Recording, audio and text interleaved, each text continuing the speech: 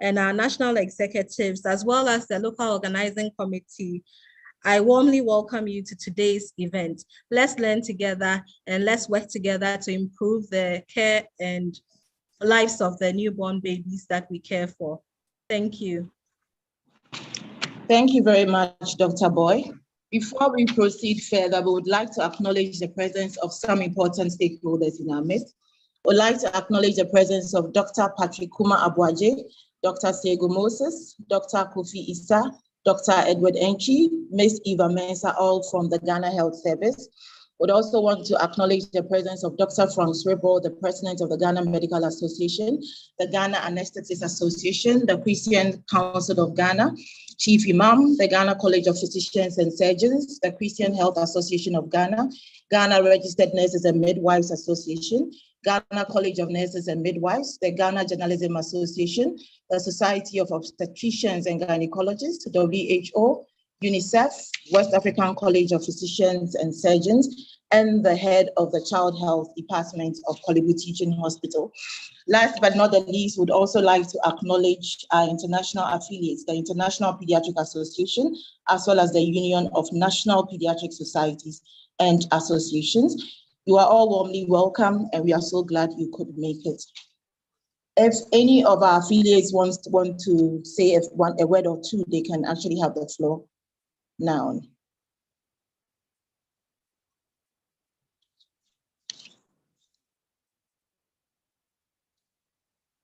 Okay. Does anybody want to speak? Otherwise, I'll just proceed to the introduction of the chairperson of this occasion.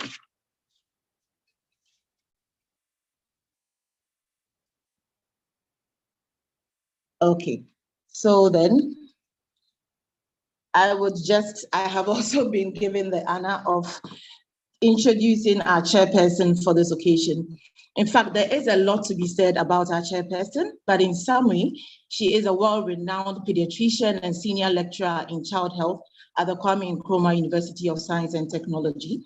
She is currently based at the Ashanti Regional Hospital, Kumasi South. She has a special interest in newborn care, as well as in supporting breastfeeding. Ladies and gentlemen, please help me welcome Dr. Jikwa Planjuru, who is our chairperson for this occasion. So, Madam Chairperson, your audience, your chairperson. Thank you. Thank you very much, Sally. I hope everyone can hear me. And thank you very much, Pediatric Society, for the honor of being asked to chair this very important function. Apart from I am a pediatrician, yes, and I work in newborn care. I'm incidentally also a mother of two preterm babies, or two ex-preterm babies. My first daughter was born way back in 1987 with a weight of 0.9 kilos at 30 weeks. And my third one was also preterm. And so I think that, yeah, I mean, the challenges of prematurity are so important. I think the figures have been given. 1 in 10 babies around the world, a major cause of neonatal mortality, neonatal morbidity, a major consumer of clinician time on the ward in newborn care. So it's obviously an extremely important topic. And I think that it's great that prematurity has been given a day. And indeed, we have made it pretty much a month to celebrate these little heroes, to look at the challenges and the various concerns that arise when it comes to their care.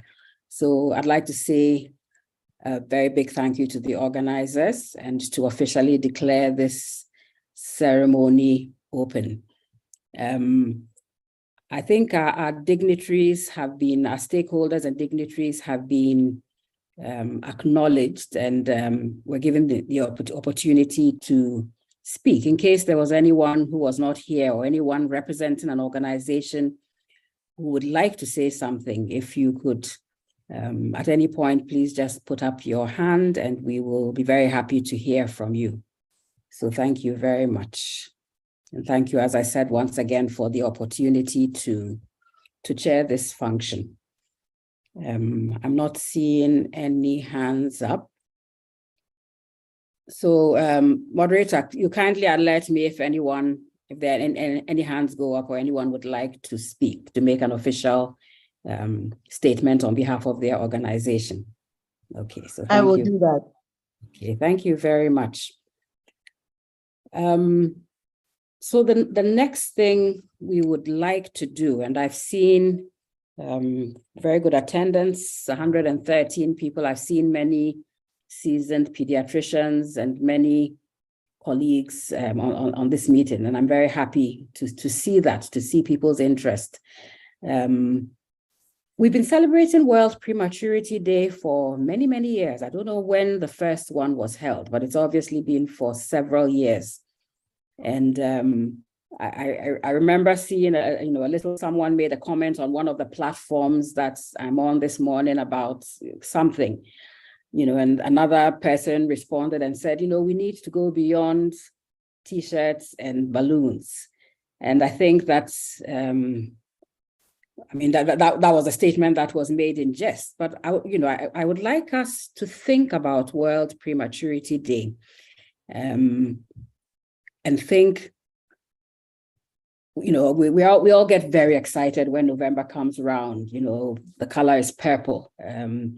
I remember when we were discussing the Asphyxia Day, I suggested that they have a color, because I think that having a color really lifts up the whole celebration. The yellow for the jaundice makes it so colorful. Everybody wants to wear the T-shirts.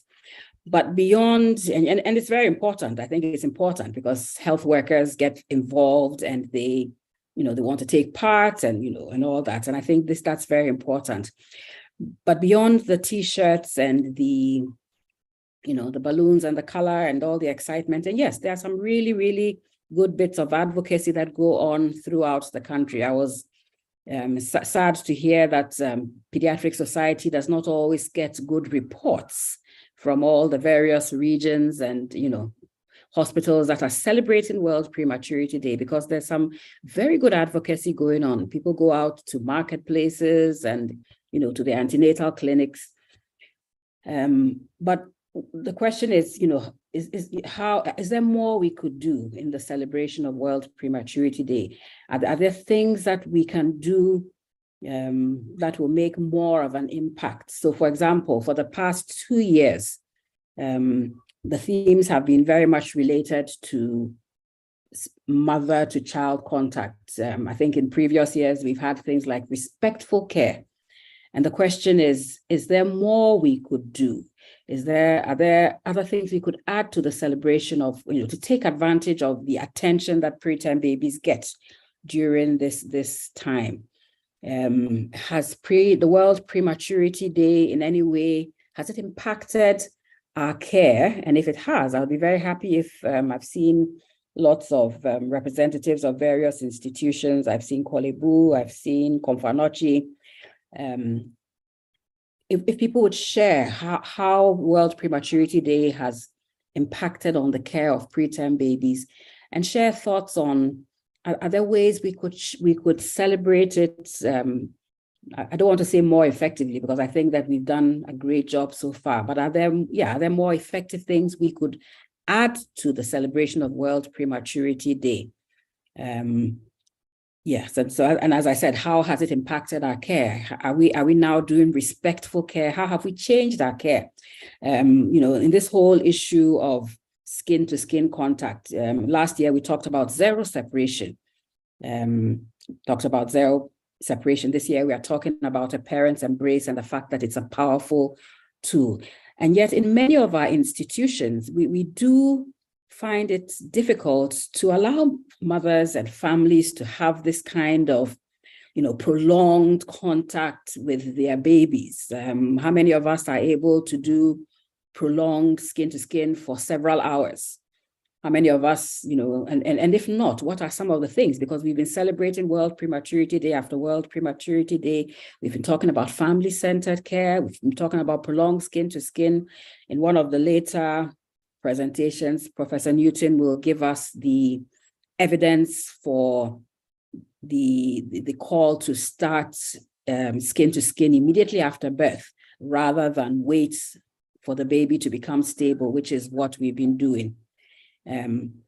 But even for, even apart from the early initiation of skin to skin, have we been able to involve mothers in the care? And if we haven't, maybe people would be prepared to talk about what are the challenges, what are the things that are making it difficult for us to have mothers having, mothers and fathers, families having easy access to their babies, having more contact, doing more respectful care.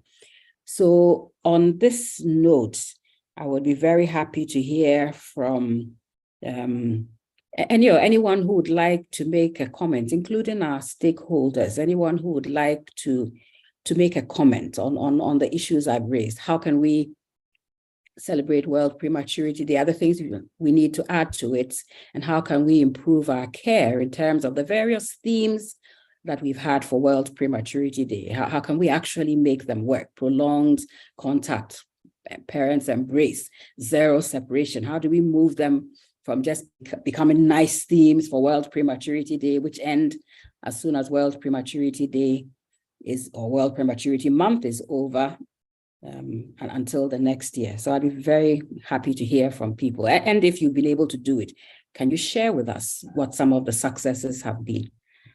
So thank you very much.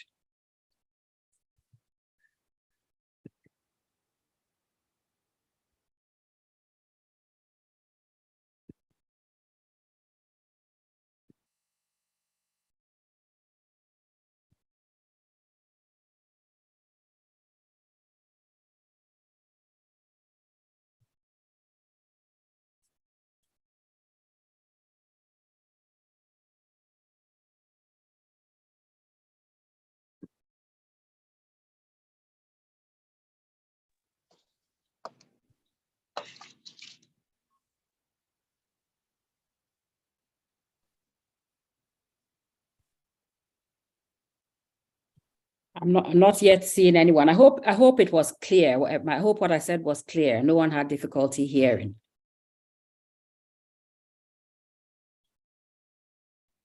Chikwa, it was very clear. Okay, all right, sure. I No doubt about that. Okay, I know it always takes a few seconds for people to gather their thoughts. So,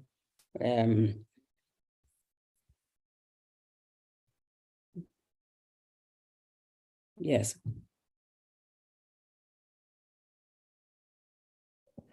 Okay, Chikwa. Good afternoon. Yes. Good afternoon. Good afternoon. Please, Nelly Adade. I'm a third-year resident in Kolebu. Okay, thank you very much. I'd like to share my experience from when I was in the district before I joined the residency program. So what I realized was, because in the district we were doing everything and seeing all patients, when we conducted delivery, say a cesarean section, and because we had been to trainings on helping babies breathe, the PATH program, helping babies breathe and essential newborn care. And we try and say, oh, let baby rest on mother, or let's have some skin to skin contact for some time. Then say you get some reactions from the theater. Oh, but in theater, why do we want to do skin to skin contact in theater? Why don't we wait when mother is out of recovery and goes to the ward, then they can do that. So I realized that although from the physician's perspective, we got that training, and so we wanted to implement that, everyone was not on board because perhaps not everyone got the concept of what we were trying to promote. So I think then it shouldn't just boil down to the physicians or the pediatrician taking care of the baby, but then it should be extended to every one involved in the care of a child. So usually it's the physicians and then the nurses or the midwives who go for the training, but then others should be involved, like the anesthetist and other people in the theater, scrub nurses, everyone, so that such things can be implemented and pushed forward. Because then you realize that especially those who have cesarean section, it takes a while for skin to skin contact to be initiated. So that was something I observed when I was in the district. Thank you. Okay, thank you very much. Thank you so much for that contribution, Nelly. great that you set the ball rolling with this topic, that there is a need to involve others. I think, and you're making reference to the early initiation of breastfeeding. And I guess that a lot of this would apply very much to term babies. Sometimes with preterm babies, it's a little different. But I think it's a very important point that you made, that, in all our celebrations of, care of the preterm, we probably are reaching out very much to mothers, but we are not reaching out so much perhaps to our own colleagues who are part of the team that takes care of preterm babies. I'm happy to hear that the obstetricians are here. At least their names were mentioned in the list of stakeholders. So I'm very happy to hear that you are in this meeting. So thank you very much, Nelly. I think someone else had started to talk when Nelly came on. Well, it was Sam. Yeah, Yes, Sam. Yeah, I'm Sam Newton. I think part of the problem, at least from implementing the study, which I'll be talking about, is the skepticism which people had about what it was all about. And sometimes the people who demonstrate the most skepticism are the people we work with. So even some of our own staff were not convinced that this was something worth pursuing. So if you don't have your team on board, and yet you are trying to implement something like this, and especially when there's a whispering campaign or words going around that we could potentially be harming the children, then you are really, you really have a tough time to start with. So unless you get your team on board so that they know that what you're doing has evidence behind it, then it's very, very tough. So all I would say is that we should make sure that the word goes around that there is evidence which shows that it works. Otherwise, it will be futile, because when they start whispering and talking to the mothers and telling them things, then it just does not work. You'll have a tough time. Thank you. Thank you. Thank you very much, Prof. Newton. And as we know, he will be sharing the results of the study that showed that you can start skin to skin very immediately after birth. And so we are looking forward to that. I can see Isabella, Dr. Sego Moses, your hand is up. Kindly unmute and speak. Yes, thank you. Thank you very much, Jikua. And I'm happy to be part of this this event this afternoon, and to see all the interest that has been whipped up over the years. Responding to your question about what can we do beyond the color, beyond the fun and the celebration. I think that in our own facilities, and maybe as PSG as well, but more in our facilities because all of us are in some facility or the other, we can identify some quality improvement projects to work towards. So like right after this year's celebration, we should look at our facility and identify one or two small ways in which we can improve care for preterms and their moms or their parents, their families, and see how to go about it so that come next year, we'll be able to report. And these days, fortunately, quality improvement methods are, ongoing all over the country, and we can assist facilities who are not sure of exactly how to go about it to build some capacity so that we take up little projects all over the place, work towards them, look at our figures, and actually see what impact we are able to make so that the next year we can share the progress made. And I believe that PSG National, the executives and the various executives in the regions can can help coordinate this and help us to come out with some successes that we can actually pinpoint and say that after all the noise making, this is what we achieved. Thank you. Okay, thank you. Thank you very much, Dr. Sego Moses, for that. So to put in place actual quality improvement programs that we can actually assess. And I think that would make a big difference, because for all that we are investing, I think we really need to know the impact we are making. You know, it's certainly not all just fun and games. Don't get me wrong. I'm not for a second saying that there is no impact or that we are only wearing Of course not. I mean my T-shirt this morning or this afternoon. But I think that, you know, the question is, can we do more? So I can see Professor Enwero Nulai from Kolebu. Christabel, would you like to speak, please? Yes, thank you very much, and congratulations and kudos to the organizers of this program. I agree with everything that has been said.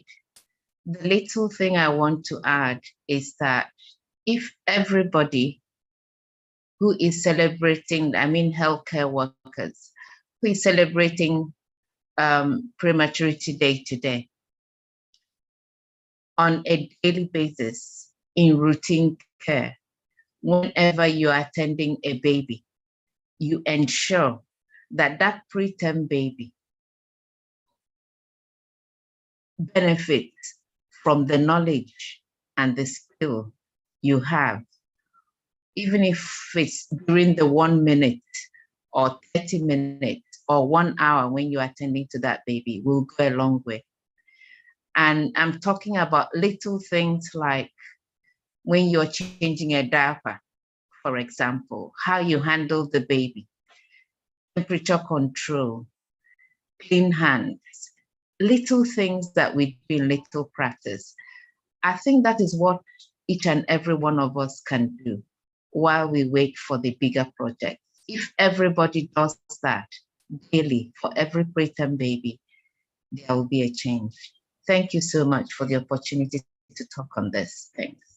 Yeah, thank you very much, Christabel. And I think that is so important. We often do overlook the little things, you know, temperature control. You know, you sometimes see preterm babies in there where, you know, they're naked and, you know, people are doing procedures on them. And we know the temperature is dropping and we know that hypothermia kills. I don't know whether Prof. Newton will have time to talk about this, but it was one of the big challenges we faced during the IKMC study, the issue of hypothermia. So temperature control, changing babies, how do we do procedures such that the babies do not get cold? And hand hygiene. I think I should stop, because otherwise, if I start talking about hand hygiene, I think that we will probably be here for a long time. But hand hygiene saves lives in the preterm unit. You know, way before COVID, we were very concerned about hand hygiene. But hand hygiene is extremely important. So as Prof. Lai said, it's some of the little things. So thank you very much. I don't see any hands up, but I would like a few more comments from other facilities. So for example, you know, is there any facility that has been able to do prolonged skin to skin in the preterm units? I'm not even talking about in the labor ward, but has been able to keep preterm babies. We say zero separation. Has any facility been able to increase the time of skin to skin contact for their preterm babies? And if you did, we'd be very happy to hear from you. How did you do it? Were there any challenges? Would you like to share with us, you know, some of the things for everyone who wants to ensure zero separation and ensure that there's a parent's embrace? How do we go about it? What are some of the challenges we may face? There's a comment in the chat. Okay. From Edna Obodai. She says, okay, we need to communicate, coordinate, and collaborate with health facilities within districts and regions in order to enhance care, smooth transfer, and coordination of neonatal services. For example, in terms of bed space and what else can be offered to the neonate. She goes ahead to say that sometimes babies are referred because they are preterms and sometimes without their mothers because they were delivered via cesarean section in cold ambulances across districts. That's from Edna Obodai. Thank you very much, Edna. Yeah, thank you very much, Edna. Yeah, I mean, I think referrals is another thing that we could have a whole session on, the whole challenge of newborn referrals. Yeah, so thank you so much, Edna, for that comment. Is there anyone else who, yes, Dr. Ajiman, yes, please. Yes, I mean, I think exactly that's what I was going to talk about. I mean, those of us who work in tertiary centers, gradually our outborn patients are increasing, and the problem we face will be mothers who are themselves very sick in other hospitals, and these prems are stable in our units, and it takes several days for mummies to come in, and it's a major challenge for us to even start the intermittent KMC. So I think one area we need to also look at will be mother's hostel for these mothers who delivered preterm babies. I've gone around a lot of hospitals in Ghana, seem not to have mother's hostels. And these moms actually need rest. They need good food. And with that, they will get more energy to do the KMCs, intermittent KMCs. Some of them, by the time they get to our unit, they are tired already, and they are not so much enthused in doing these things. So I think, I mean, we should put our voice in pushing for mothers' hostels, and then at least 3 square meals for these wonderful mothers. Yeah, yes. Thank you very much. Thank you very much, Dr. Ajiman. I'm sure Prof. Newton will tell you how we went around this challenge of the absence of the mother for skin to skin in the IKMC study. So thank you very much for that comment. Do I see any other hands? I mean, I think, you know, if there are any other hands, I will stop immediately and call. But just to make a comment that, you know, we would definitely love mothers' hostels, places where our mothers can sleep. Some of you, as was mentioned in the introduction, I'm no longer in Komfanochi. I'm now at Kumasi South Hospital. And one of the things that I realized, so in Komfanochi, the mothers were very far away from the babies. It was quite a long journey for them to come and see their babies. You know, by the time they've walked from where they sleep to where their babies were, it was already 10 minutes gone. They would have to quickly feed the babies and rush back, and, you know, because they were supposed to come every 3 hours. When I moved to Kumasi South, one of the things that struck me was that I think all the mothers of the preterm babies are actually, each of them has a little bed on the ward. And one of the things that really hit me very early in my move to Kumasi South was that you almost never, and I haven't actually documented it, so I will not say never, but I will say you almost never heard a mother saying, I don't have enough breast milk. Because, you know, whereas in Komfanochi, it was very common. You'd have the mothers of preterm saying, I don't have enough breast milk, I can't express. And a lot of it, I think, is just because they were so stressed out. They were forever walking up and down. And, you know, by the time they got there, they were tired. They had to express and feed the baby and do skin and everything within 30 minutes to an hour and go back and come back. And since I came to Kumasi South, I've almost never seen a mother. And I think that it's because they have, you know, 24/7 access to their babies. And so the question is, we may not be able to get infrastructure. Are there ways in which we can adjust our practice in little ways to ensure that the mothers have more access to their babies? I mean, we're talking about intermittent skin to skin, but that's the second best. But we know that prolonged skin to skin is much more effective. Are there ways in which we can modify our practice or modify the way we do things so that we can have more of this parents' embrace that we are celebrating this World Prematurity Day?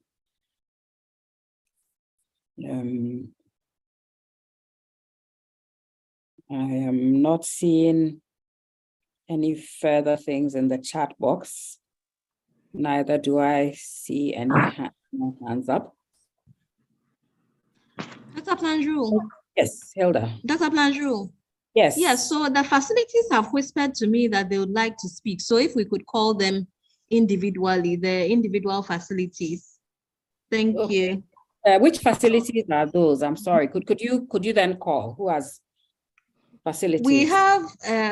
We have 37 military hospital. Okay. Right. We have Legon Hospital. We have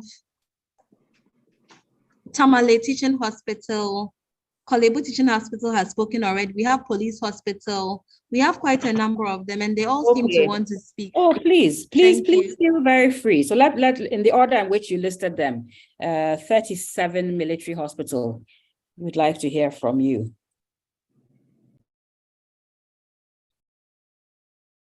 Is 37? Yes, thank you. Dr. Fabi, yes.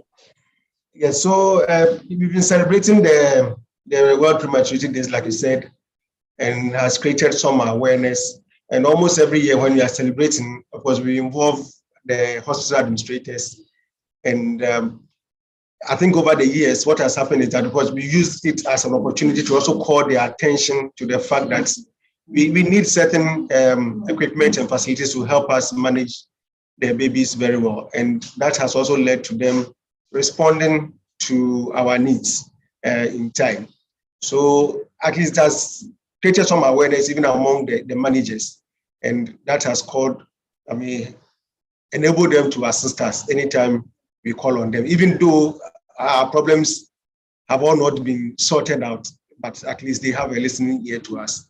And in fact, one of the things that also has led to almost at every week when you're having the hospital management meeting, they will present some statistics on NICU admissions and mortalities and all that, which also I think it's a good thing that has come out from these celebrations that you have involved the managers.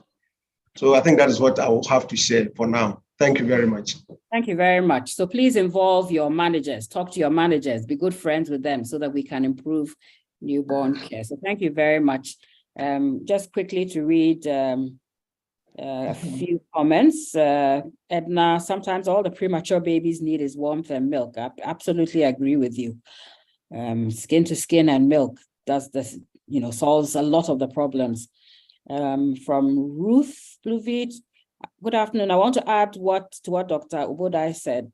Also, the district will plead with stakeholders to resource district hospitals to minimize the referrals and the separation of mothers and babies. Okay, so another comment on referral. Can we hear from Legon Hospital? Would Legon Hospital like to make a comment, as I said? And I hope that people will not just talk about the problems, but talk about sometimes the solutions are little things. So I hope that we'll also have some solutions and suggestions. Legon Hospital, I hear you want to make a comment. Otherwise, TTH, Tamale Teaching Hospital, was also one of the facilities mentioned. Or any facility that would like to make a comment, please.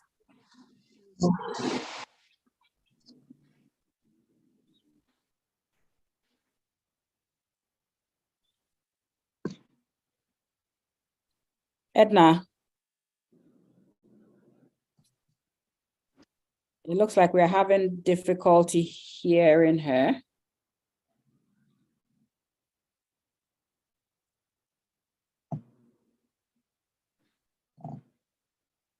Okay, I'm sorry, someone tried to make a contribution, but we couldn't hear. Maybe you'll need to adjust your position and come again. Police Hospital, is Police Hospital here? Would Police Hospital like to make a comment? Yes, this is Cyprian from Police Hospital. Yeah, okay. Yeah, okay. So I would say that these celebrations have been very, very, very helpful in getting our administration on our side. Usually what we do is we invite the hospital administrator, who is not a medic, to our events. And what we've seen is that not just for preterm care, but for newborn in general, when we need things, equipment, and we we ask for, the response is quite faster than with other departments. Over the past 2-3 years, after these celebrations, what we've done is we've instituted helping babies breathe seminars or trainings within the hospital, which we do at least every 6 months. And it's sponsored by the hospital, and it has come to stay. Through these programs, so we've advocated for training, and so we've been able to get the hospital to sponsor a nurse to study neonatal nursing now. And so hopefully, when she also comes back to the hospital, it will improve care of the newborn and then preterm in general. Okay. One other thing I would like to add is, like, I'm just around the themes that we've had.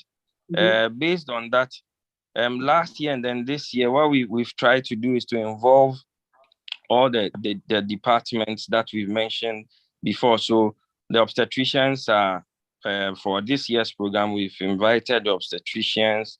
We are trying to get the theater staff and the anesthetists involved. And then, of course, our finance guys and administration who determine where we spend our money and all that. We are getting them involved. We are presenting T-shirts to them, a very important thing, which will also add to the color and whip up interest. Yes. Okay.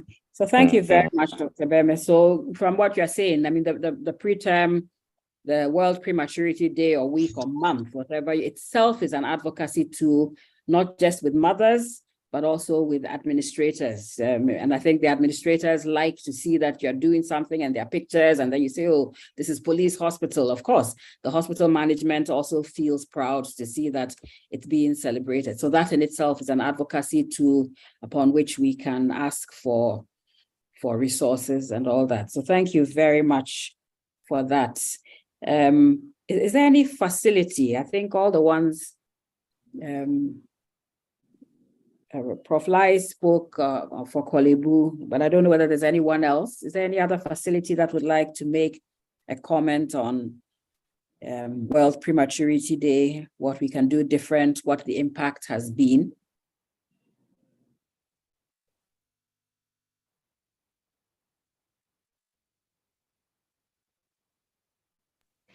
Dr. Planjul. Yes. Yes, Hilda. Yeah, so I think earlier when we spoke, we were sort of wondering whether it's possible for the mothers to have more contact with their babies, like an easy access without that, like rigid 3-hourly visits to the NICU. Infection was a concern, but I'm just wondering whether facilities are able to share their thoughts on it so that we see. Thank you. Okay, so a specific question to the facilities, even if you've already spoken, is it possible to extend the time the mothers spend with their babies? When I was in Confanochi, we were doing 3-hourly, and it was so hard for the mothers. You know how it is, preterm baby, by the time you've expressed the breast milk, change the baby, cleans him, the time is up, and then you have to leave and come back. How can we improve access of mothers to their babies? At this rate, I think that we will, as soon as it's 3:30, we will move straight into the next session. But I don't know whether any facility would like to share on this specific topic of improving access of mothers or families to their babies. What are the challenges?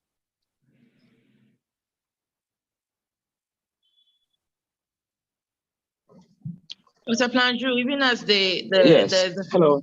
Okay. Hi, this is Dr. Opon from SD Hospital Asamai. That was and oh, Dr. Opon is speaking. Yes, please. Can I go ahead, please? Yes, please go ahead. Please go ahead. Yes, and thank you. I think wonderful submissions so far. I was just looking at the history behind separating the mother and the baby. And it looks like it came down to just how the hospitals were designed. And I think over the years, we all blindly followed. We designed hospitals where mothers have a place that they are, babies have a place that they are. And the question is, how do we go back? So within my facility, we have a mother's unit. And then we have a baby unit. Share where you are with SD Hospital at Samai. SD Hospital at Samai. So we have a mother's unit, and then we have a neonatal care unit. What we are doing is to restructure the place. We are not making any structural changes, but rather bringing the mother's unit and the baby's unit together so that we have a proper mother and baby unit where the mothers room in with the babies. And then we have two set of teams, nursing teams, those providing care for the newborns, just like we would have done in their rooms. And then those providing care for the mothers from the obstetric or end. And yes, we will still maintain our neonatal care unit, where those who are very sick and for a very good reason, the mother cannot provide the care. Either the mother is not so well or the baby is not so well and will need to be separated for a very good reason. So I think facilities can look within their own structures and see if it's possible that they can have a proper mother and baby unit where mothers and babies are roomed in together and they have two sets of nursing teams stationed within the unit, one providing care for the babies, one providing care for the mothers. And then we evolve from there till we can have structural changes in our various hospitals to accommodate this mother-baby couplet that all of us want. Thank you. And I think we'll share our experiences once we made the transition. It's taken us a whole year for the various teams to come on board, the nurse manager, the nursing team, everybody to eventually come on board. But I think we'll get there and then we'll experiment it. If it works, then I think it's something that we can share our experiences and then we'll take it from there. Thank you, and over. Yeah. Thank you very much. And I really like that because there was no, change and we need a new building, we need this. I mean, those things we know, they take a long time. We need to get our administrators on board, but, often when it comes to putting money into projects, it's a challenge. But this is a facility that has really just rearranged things. And sometimes it's simply a question of a change in mindset where we say the mothers can stay. There are things that you can get on with your nursing care whilst the mother is there. You don't have to sack her. And sometimes it's even just making mothers feel welcome, the way we speak to them, rather than, I remember way back when I was in Confanoche, it may have changed. Sometimes even the security woman could come from outside and just start screaming at the mothers. Hey, I'm for Monko, what time? And of course, no mother wants to be treated like this. One of our, I can't remember which year we had, the theme was respectful care. But sometimes it's just, a change in just saying, look, instead of sucking them, let them come. I know that, concerns about infection, but I think that the safest person to be handling a baby is his mother, because as she's giving him breast milk, she's also providing, if she's got any bacteria and stuff, she's also providing protection. Of course, she may be a danger to other mothers, just like us, the nurse, the staff. We are also can be a danger to other babies if we do not take infection prevention seriously. And so I think that we all need to rethink this whole idea of mothers being a source of infection. Just very quickly, there's a comment about involving dietitians in the activities of World Prematurity Day because of the importance of maternal diet and the relationship between maternal malnutrition and low birth weight babies. Sam Forger is suggesting that we include some mothers in this webinar. I think that's next, even though we have quite a number of us who are preterm mothers, I think that's a good idea.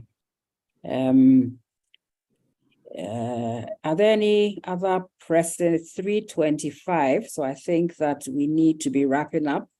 So unless there are any other, so I think it's something we need to continue to talk about and share amongst ourselves as pediatricians, as doctors and nurses and health workers who look after preterm babies. The money may not come for new structures and hostels and things, but in the meantime, what little changes can we make to improve the care of our preterm babies? So on that note, I think I would like to bring this part of the the day. Hilda, is that okay? Yeah. Yeah. All right. Yeah, so thank you to all of you who made very, very positive contributions. I hope that we will continue this discussion on our various platforms and share best practices. Dr. Pong has given us an excellent thought from the STA hospital, which I'm sure that some of us can think about implementing, not necessarily structural changes, but changes in the way we practice. So on that note, I think I would like to hand over to the moderator, Sally. And thank you all very much for being such a great audience. And thank you for your contributions. Thank you so much, Dr. Planju. That was a very insightful discussion we had right there. We want to take a 5 minutes bio break. So we'll reconvene at 3:32 Ghana time, and then we'll continue with the CPD portion of the program. So just a 5 minutes bio break, and then we'll reconvene. Thank you.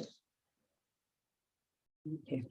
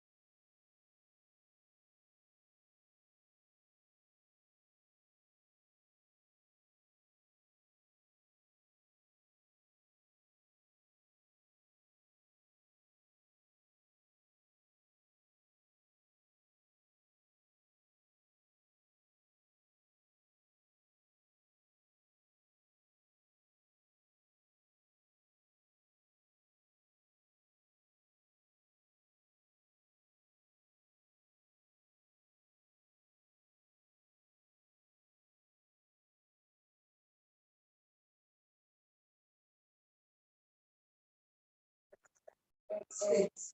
And training. States. States.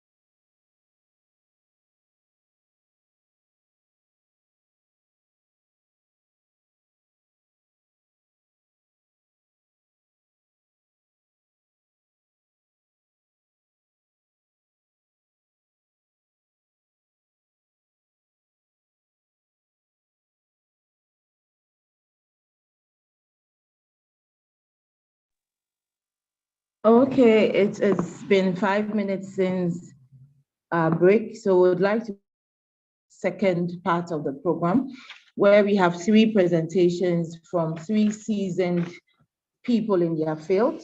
The first, we will take questions after all the presentations are due. So please, you can note your questions down. You can also put them in the comment section and then they will be read out once all 3 of our speakers are done speaking to us. The first speaker for today would be Professor Samuel Kofi Techi Newton. Professor Newton is an associate professor of global health and epidemiology and is also the current dean of the School of Public Health, Kwame Nkrumah University of Science and Technology, Kumasi. Professor Newton has research experience working on topics including the international study of allergies and asthma in children, the ISAC study, the evaluation of newly proposed WHO regimen for postpartum maternal and young infant supplementation, and also a multi-country randomized clinical trial to evaluate the impact of continuous KMC initiated after stabilization in newborns with a birth weight of 1.0 to 1.8 kilograms on their survival in low resource settings. He has been a principal investigator in a lot of field trials sponsored by the Bill and Melinda Gates Foundation and the WHO, often in collaboration with researchers at the London School of Hygiene and Tropical Medicine. Professor Newton will be talking to us on the importance of immediate or early initiation of KMC and the challenges and barriers to providing immediate KMC in our setting. Prof. Newton, you are welcome to take over. Thank you very much. So I'll share my screen. Can you see? Yes, we can. Okay. So first of all, I want to thank the organizers for inviting me once again to speak on this very important topic. This is the 3rd or 4th time that I've been asked to speak to pediatricians, and I deem it a great honor.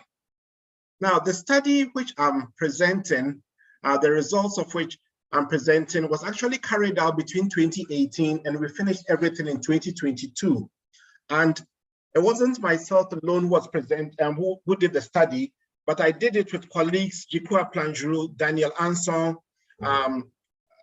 Alexander Menu, and of course, Roderick Reindorf was also part of it.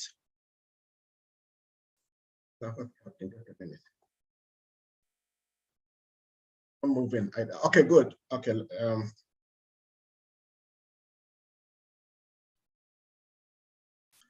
Good. Okay, so why the IKMC study?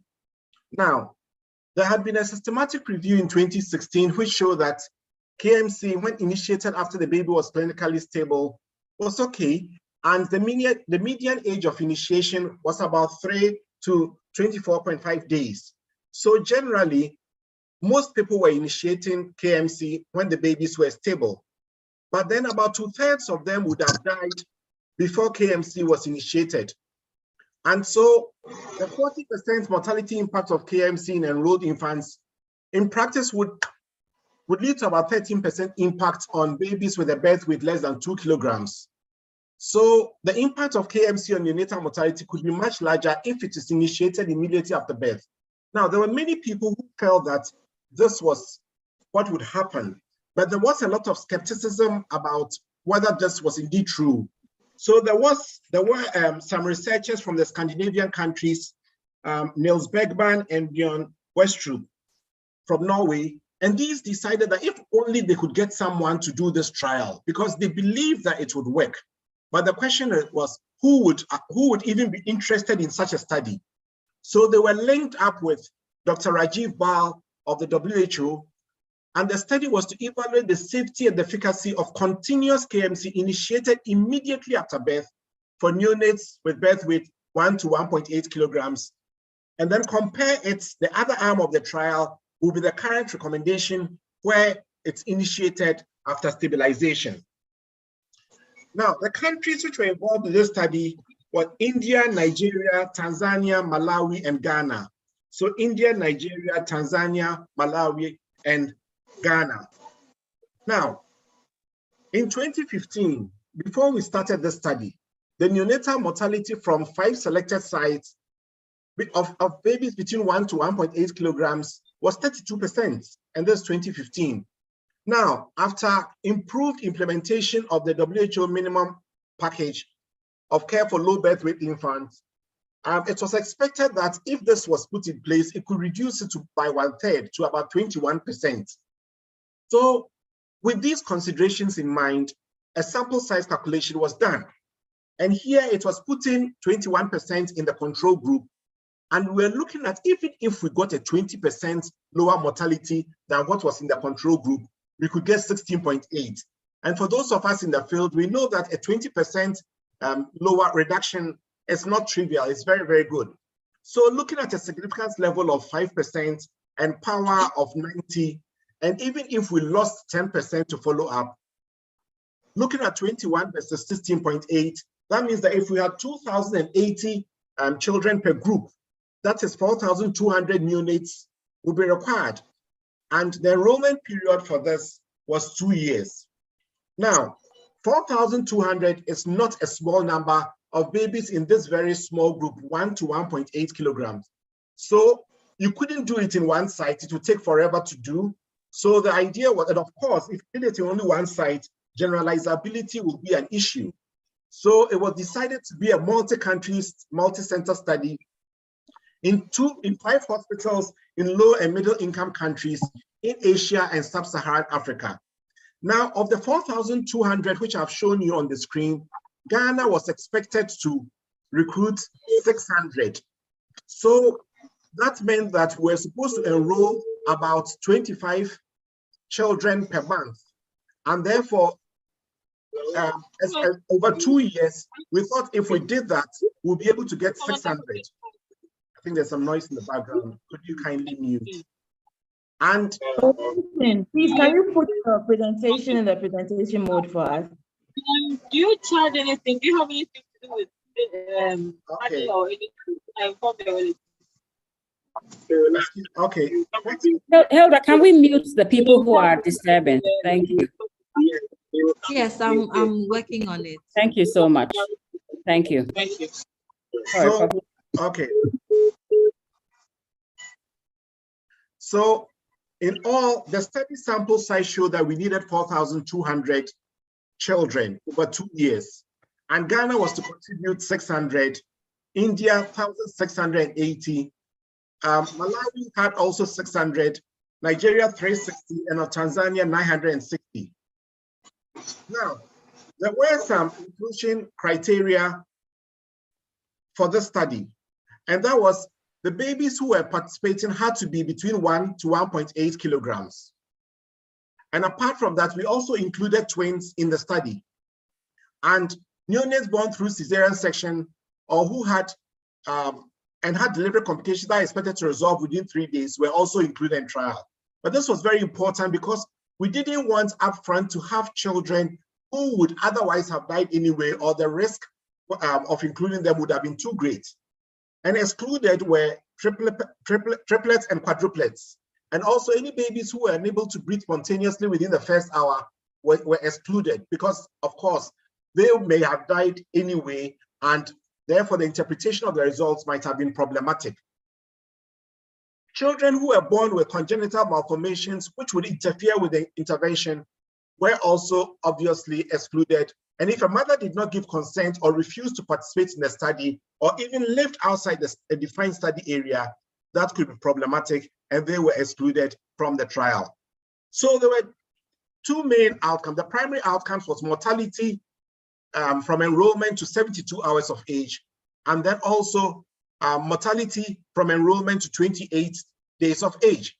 And then there were some secondary outcomes we looked at, like the time to stabilization, hypothermia, what was the risk of infection during hospital stay, the time it took for them to be discharged, and also whether they were exclusively breastfed at the end of the neonatal period, and the mother's satisfaction with the care received in the hospital, as well as the issue of maternal depression.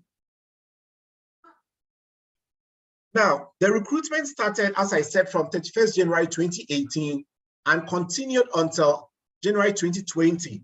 In actual fact, the study would have gone on a bit longer, but the results showed clearly that there was a benefit, and therefore it was unethical to continue denying those in the control group of what was obviously a benefit, and therefore we had to stop the study earlier. So as I told you, if you remember, I said there were supposed to be 4,200 children. In the end, when we had results based just on 3,211, and there were 1,609 in the intervention and 1,602 in the control, the study was stopped. Now, the time the study was stopped, 12,157 pregnant women had been pre-screened, and 378 mothers with 410 infants were enrolled, at least in the Ghana study.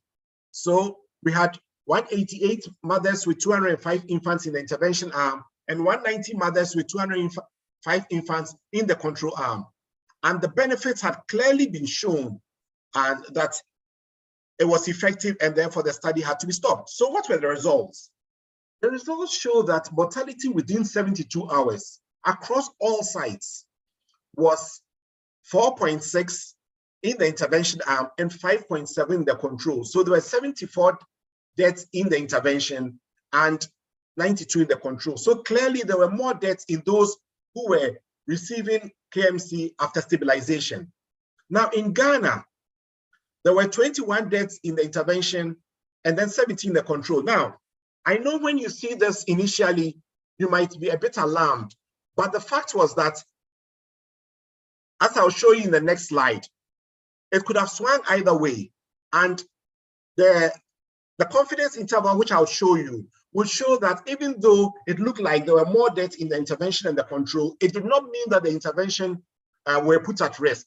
And I'll explain this in the next slide in greater detail. Across all sites, there were 191 deaths in the intervention and 249 in the control. Now, I should say this right from the beginning. No site was powered enough to make a conclusive judgment as to the results of this study. And that's why for a study like this, you pool the numbers together to get an adequate sample size. Because if you try to interpret sample sizes based on small numbers, you would go wrong. So in Ghana, when we are talking about mortality within 28 days, again, you would say 25 deaths in the mortality in the intervention and 22 in the control. Now, I've already given you a caution. So now let's look at the mortality by site. When you look at the relative risk, which I'm sure you can recall, they are talking of deaths in the exposed over unexposed. In Ghana, you had 1.13. So you would say that therefore there was a 13% higher risk of being in the intervention and the control. But if you look at the confidence intervals from 0.66 to 1.95, you can clearly see that it contains the figure 1. Now, if you can remember a bit of your epidemiology or statistics, if you have a confidence interval which includes 1, it means that it's not significant. It means it could have occurred by chance. In other words, the next recruitments could have had more deaths occurring in the control. Now with India, there was a relative risk of 0.66, which means there was a 34% reduction in mortality. Now India, if you can remember from the earlier slide, had the biggest number, 1,680, and they show such a big reduction. And look at the confidence interval. It does not include 1. So even looking at the numbers in India, which was not even powered, did not have even the sample size to say anything conclusively, even there with their numbers, the effect size was so great that you could say that the intervention clearly worked. In Malawi, they had a 24% reduction. Now, don't forget, Malawi had a similar sample size to ours of 600, and even they had a 24% reduction, but of course, their confidence interval included 1, so it was not significant. And again, when you get to Nigeria, Nigeria had a 16% reduction, and also their confidence interval included 1, so it was not significant. And don't forget, Nigeria were recruiting only 360 children, and yet look at the result they had, 0.84, 16% reduction. And Tanzania, which were recruiting 960, had a relative risk of 0.78, and therefore it meant that they had a reduction of 22%. So when you put all this together, we realize that when you put the results together, we have a 25% reduction, showing that the study clearly worked. So in a study of this sort, it's not unusual to have one site having results which are slightly different. It does not mean that those children there are any different from those children in the other countries. It just tells you that in statistics or in research or in epidemiology, when you are running a study which is not powered to look at effect by site, you don't make interpretations based on site. It's only in India that I dared make that. interpretation because even they who were not powered, they had a significant difference in the two groups. Now, as I told you, we had primary outcomes and secondary outcomes. Now, when you look at exclusive breastfeeding at the end of the neonatal period, those in the intervention had 85.2 and those in the control had 84.3. Now, when you look at hypothermia, there was less hypothermia in the intervention group. That's when they would put the babies on the chest right after birth, 5.6 compared to 8.3%. Now, when you look at time to clinical stabilization, you had 73.8 compared to 74.8. So it was less in the intervention than the control. And if you look at suspected sepsis, you had 22.9% in the intervention compared to 27.8 in the control. And when you look at hypoglycemia, sugar less than 2.6 millimole per liter, you are 10.3% and 10.1. So that at the end of the whole study, it clearly showed that in babies born with birth weight between 1 to 1.8 kilograms, neonatal mortality was 24 or nearly 25% lower in those who received the KMC initiated as soon as possible after birth compared to those who received it after the child had been stabilized. And when it comes to death, you can see that it was 0.75 with a confidence interval of 0.64 to 0.89, which did not include the figure 1, which means that it was significant. And the p-value also shows that it was highly statistically significant, that children who were put in KMC right after birth had better outcomes. So that's my last slide showing the study conclusion. In fact, originally, I had about 19 slides with pictures, but I was asked to present only 8 slides. And therefore, I protested and I came in with 12. But you would have seen very beautiful pictures of what was actually happening in the site. In fact, one of my nicest pictures were men who were doing KMC, men who were doing skin to skin. It was beautiful. Fathers playing the role of surrogates. And if you could see the joy on the face of fathers as they were playing these roles, you can see the fathers who have been neglected for too long in these very beautiful roles, like putting children in skin to skin. They were really, really happy to do it. And I'm also going to tell you that the results of this study was published in the New England Journal of Medicine.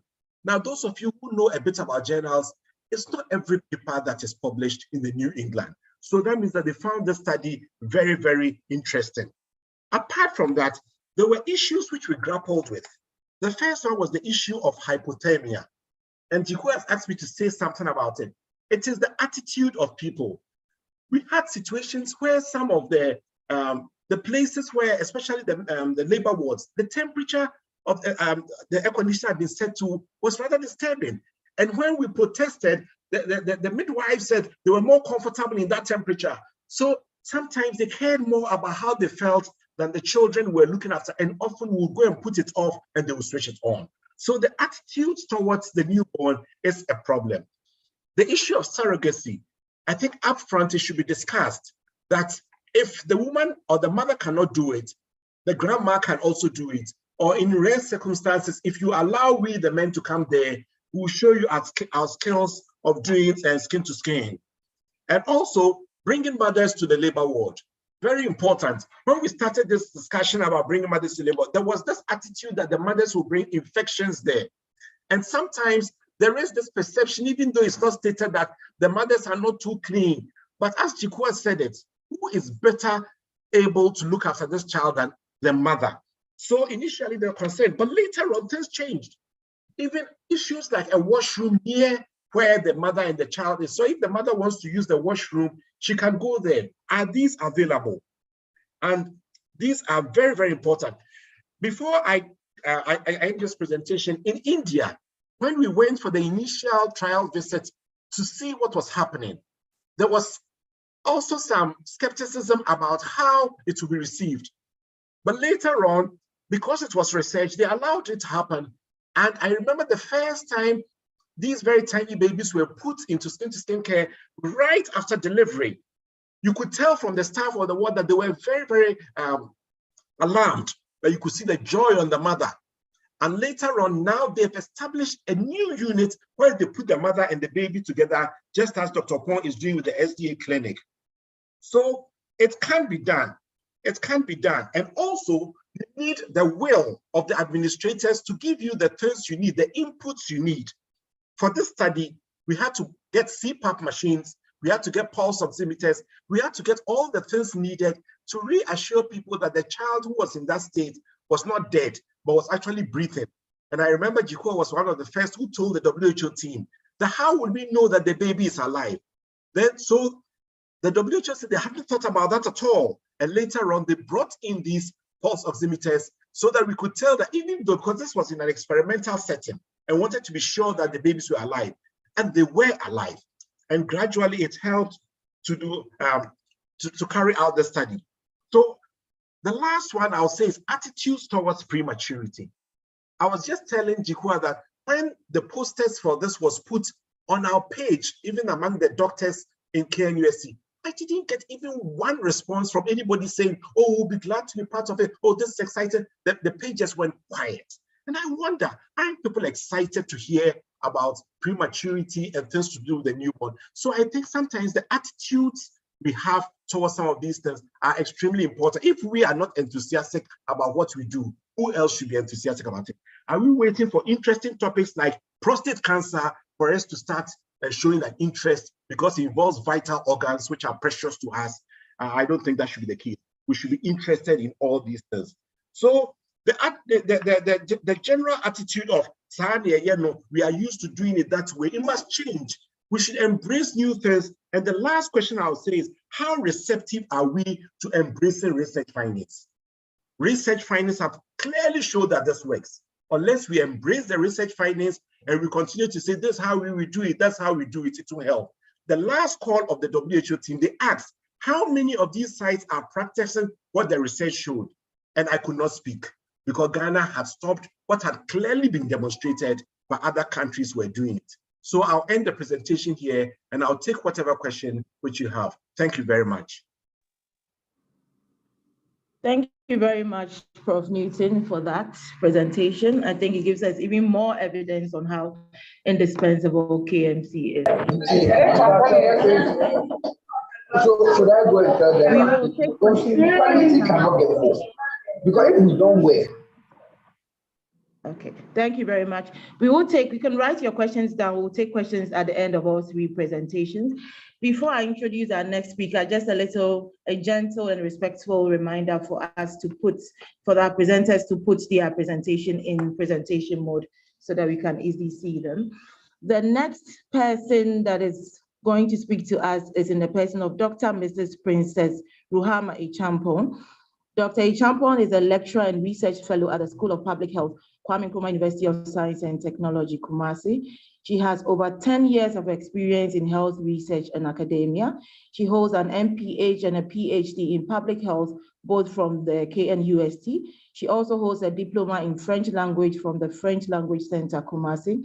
Her areas of research interest are nutrition in pregnant women and children, malaria and anemia in pregnancy and children under 5, as well as epidemiology. Dr. Echampong would be speaking to us on the cultural and traditional practices impacting community outcome of preterm babies. Dr. Echampong, you're welcome to take the platform. Thank you.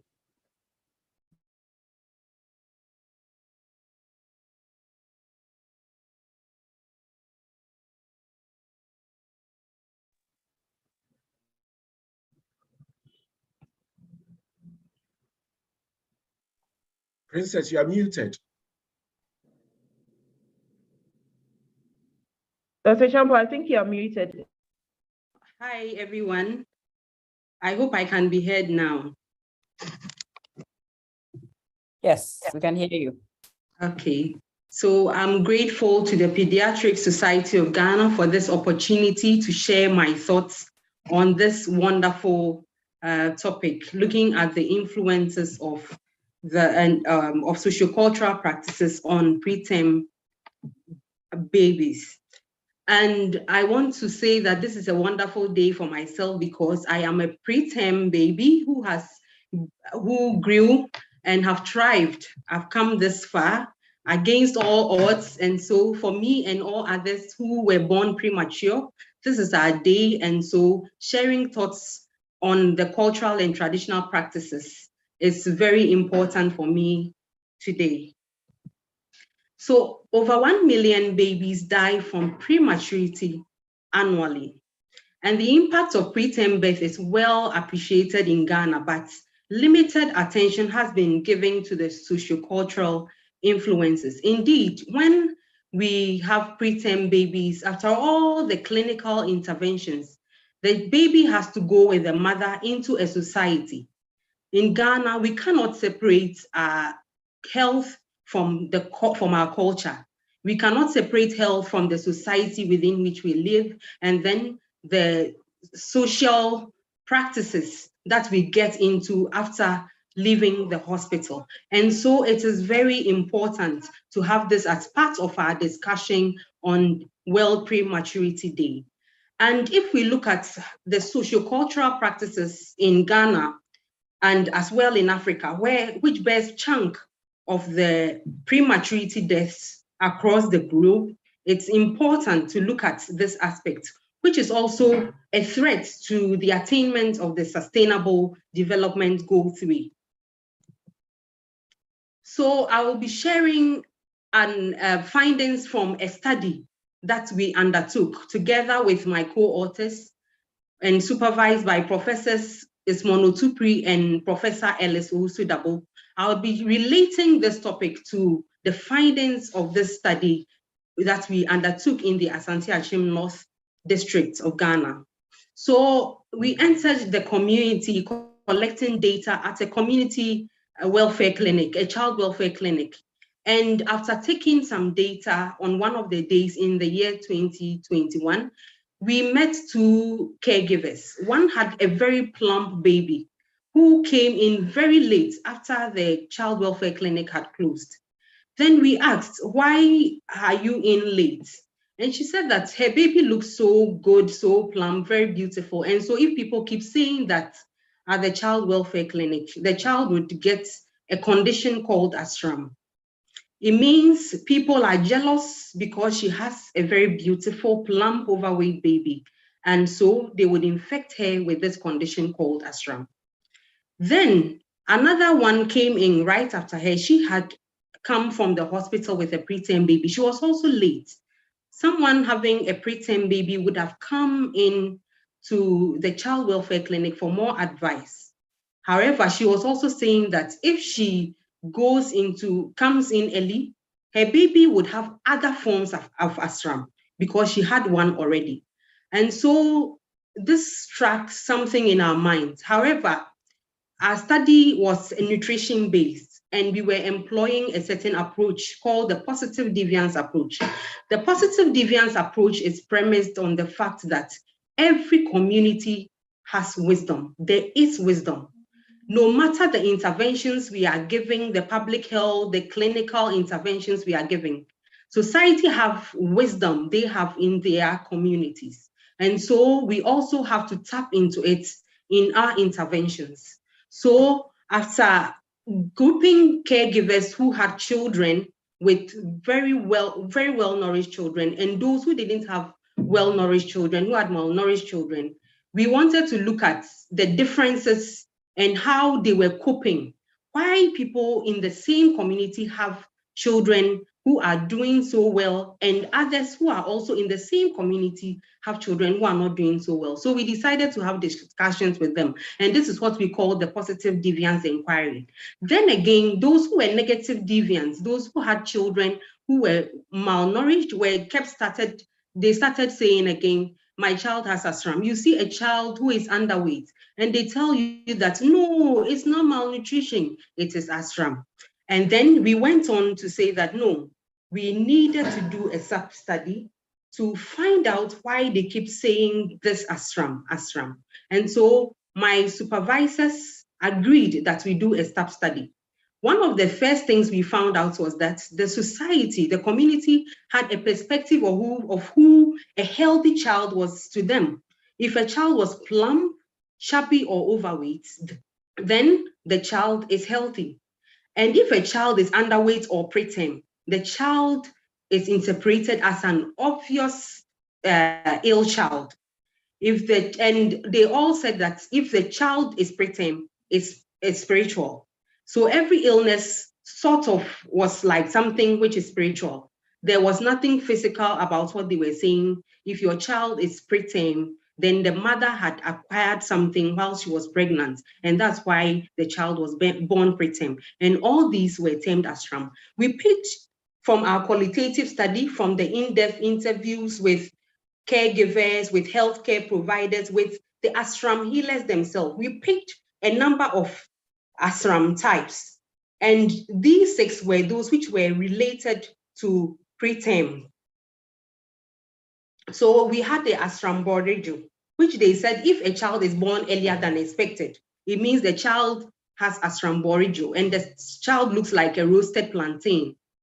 And it is not any clinical sign, but it is a spiritual illness called ashram. The child might have acquired it from the mother because the mother might be eating things she shouldn't have eaten when she was pregnant.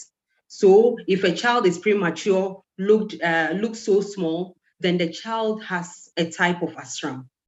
Then came ashram mpemu. They said if you have a baby who has the upward and downward movements of the fontanelle, then the child has this type of ashram mpemu, ashram ayamtuo. If you see that the child has greenish stools, the first weeks, if your child has greenish stools, they term it as an illness and that it is spiritually acquired, it is ashram.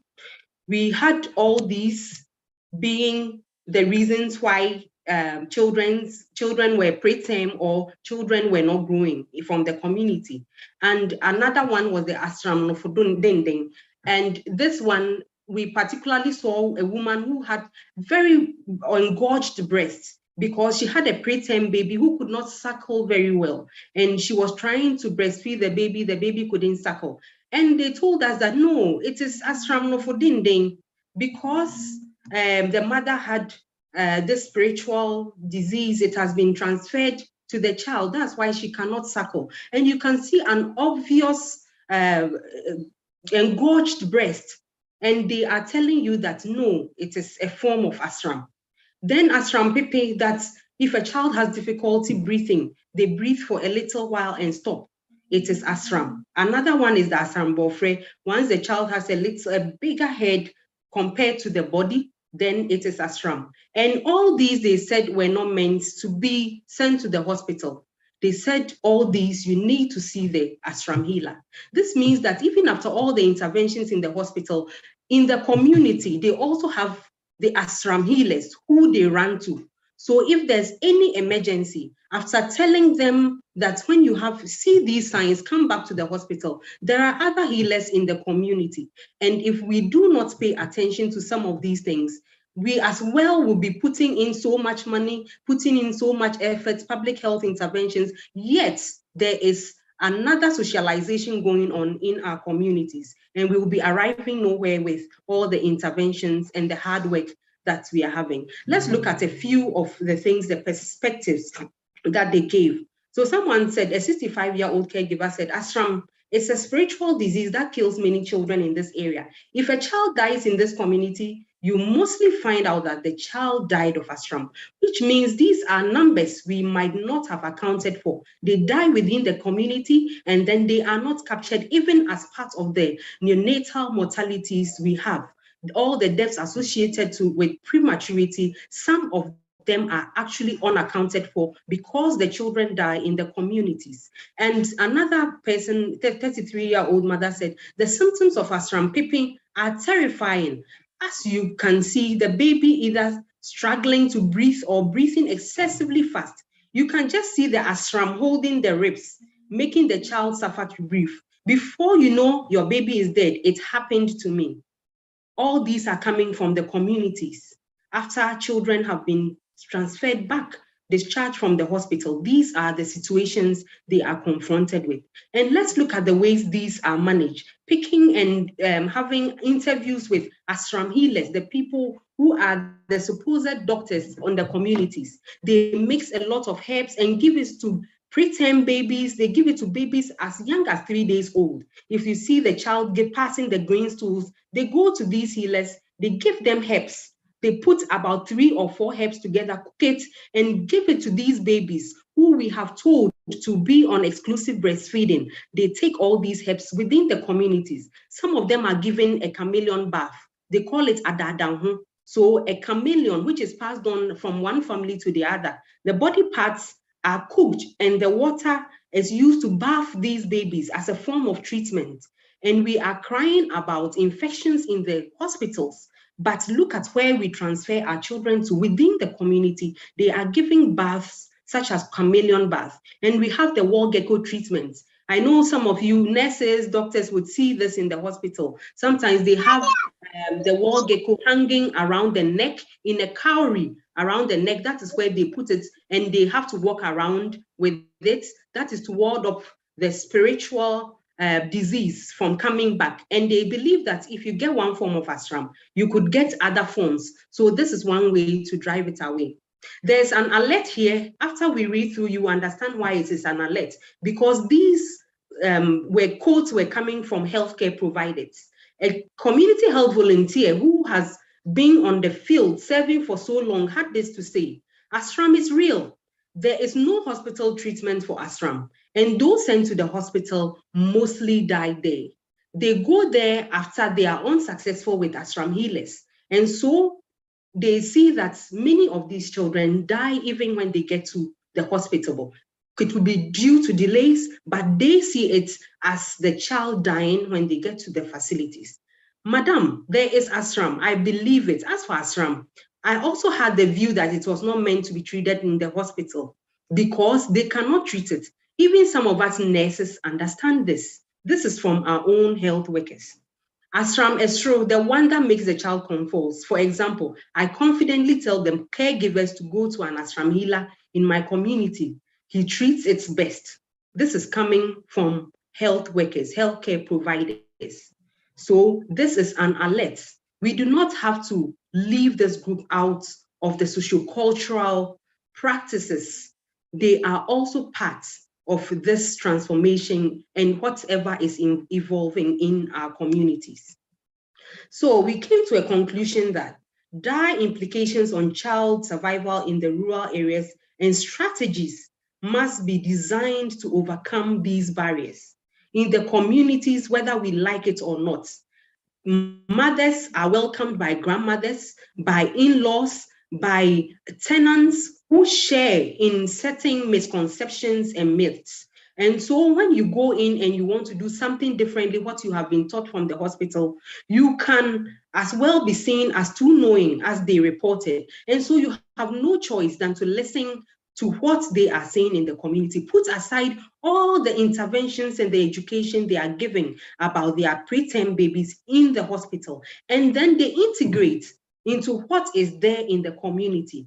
This calls for a lot of education, and it is something that calls for our attention. As Pediatric Society of Ghana, we need to look into this and get into the communities to know why these are happening. They are contributing a lot to neonatal deaths, and we have to also look at that. We also said that we have to acknowledge and appreciate the role of traditionally defined illnesses and sociocultural practices in the management of preterm babies after leaving the hospital. Based on these findings, we came to these conclusions that research needs to be scaled up at the community level. We should not only leave it at the facility or hospital level. We have to come to the bottom and look at what is impacting the preterm outcomes in the communities. And we need capacity building of healthcare providers to educate them on the impact of all these. We also need a collaborative effort in scaling up the interventions we have for our preterm babies, even when they leave the hospital. And this needs multidisciplinary approaches. We need all hands on deck. Public health pediatricians, we need everyone, community health nurses, pharmacists, everyone needs to be involved in this. And we need innovative education. We have to employ different approaches, M-health approaches. We have to look at implementation science, using theories and constructs that would help educate the populace on this. We also need a truly open discussion. We need to involve the caregivers themselves, the mothers, the opinion leaders in coming up with strategies to help with this. And so this study was from a publication we made. These are findings from a publication, and the title was that this disease is not meant for the hospital, it is ASRAM, implications of a traditionally defined illness on healthcare seeking for children under 5 in rural Ashanti, Ghana.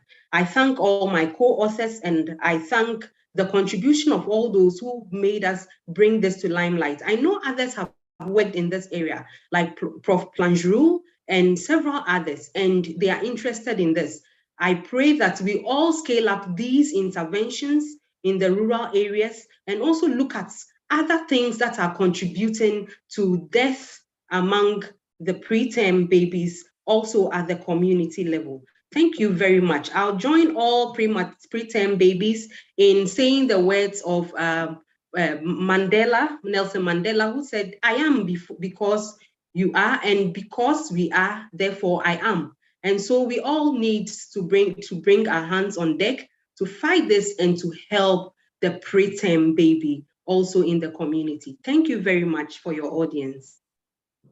Thank you very much, Dr. Champong. Wow, this was a very interesting and insightful presentation. I know I'm probably not alone, but I didn't know that there were actually different forms of the almighty ASRAM. Again, it goes to reiterate the importance of community-based intervention, as well as trying to understand the health-seeking behavior of a group of people. So understanding how they think this is disease, this is not disease, this is spiritual. Very, very interesting. Thank you very much, Dr. Champong. Our next presenter is Dr. Kwabena Owona Ajiman. Dr. Ajiman is a neonatologist at the Department of Pediatrics at the Neonatal Intensive Care Unit of the Greater Accra Regional Hospital. He has been involved in some training programs, some of which include the retinopathy of prematurity, practical approaches to preventing blindness, which he did in conjunction with the London School of Hygiene and Tropical Medicine, and then a study again in bilirubin encephalopathy, which is a frequent disease in developing countries, again done with the Neonatal Care Academy. Dr. Ajiman has great interest in health research and has co-authored a number of publications. Dr. Ajiman is going to speak to us on developmental supportive care. Thank you very much, Dr. Ajiman. You may take the floor. Thank you so much, Sally. Can you hear me? Can you see my slides? Yes, we can hear you and we can see your slides as well. Lovely. All right.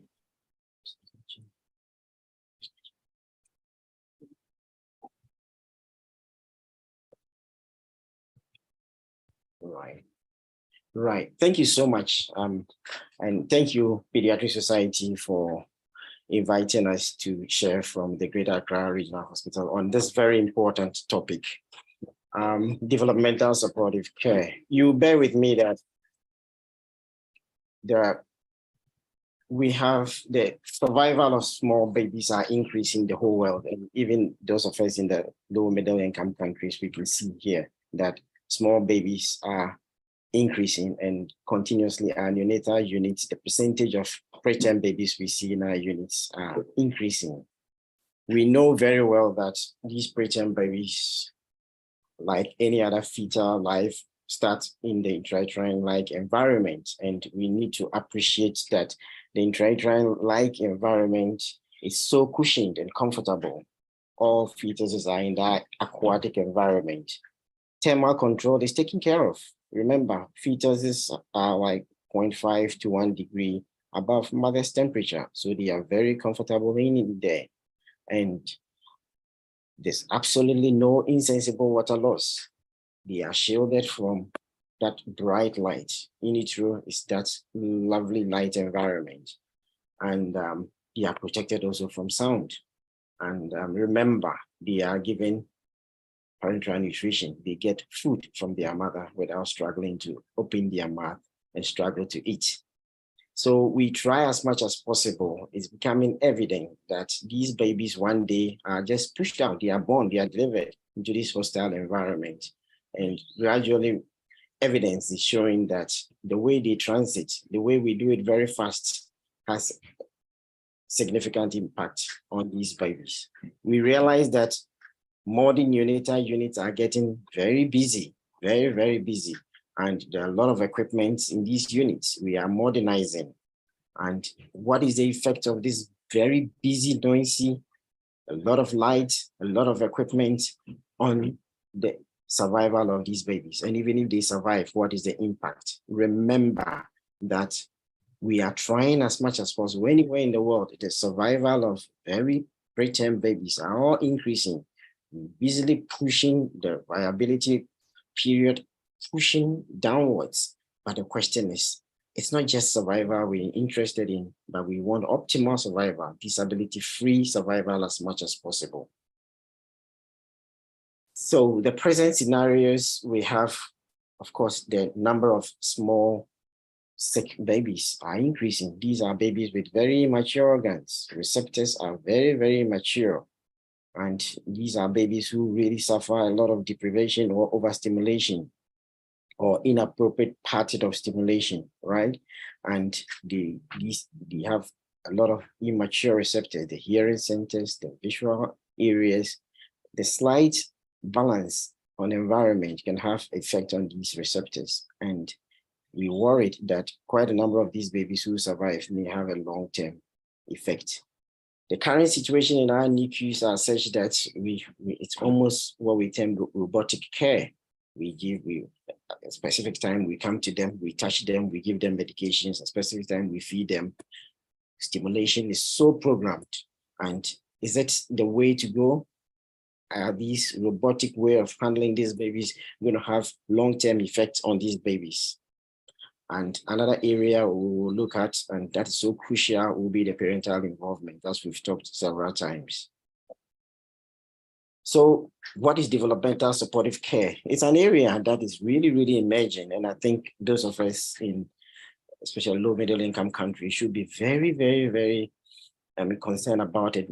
Take very interest in these developmental supportive practices.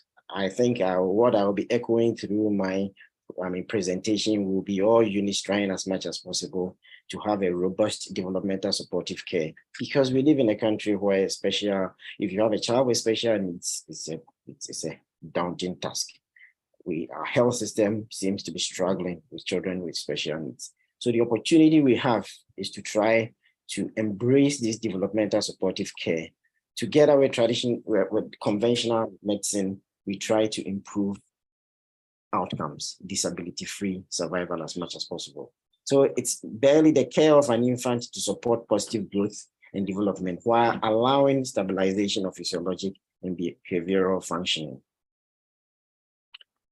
The principles underpinning developmental supportive care, we will be looking at the NICU design. Somebody in the earlier conversation just mentioned traditionally our NICU design.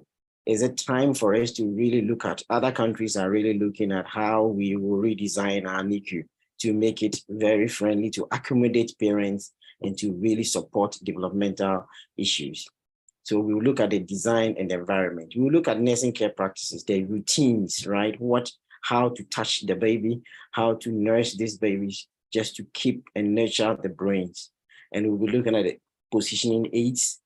We will mention, but time will not allow us to go through the management of pain, and we will also talk about the family-centered care. So one first area, we'll be looking at our NICUs, modern day NICUs, what we all hope to achieve. It's the sound in our NICUs. It's a very, very worrying situation.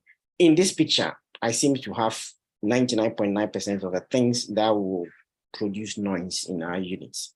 Monitors with alarms, and the volume of the alarm is not well controlled, and these monitors keep beeping 24/7, people 24/7, and people ignore these alarms. They become fatigued, and the effects of these alarms on the growth and nurturing of these babies is something that is really emerging. So monitors is one.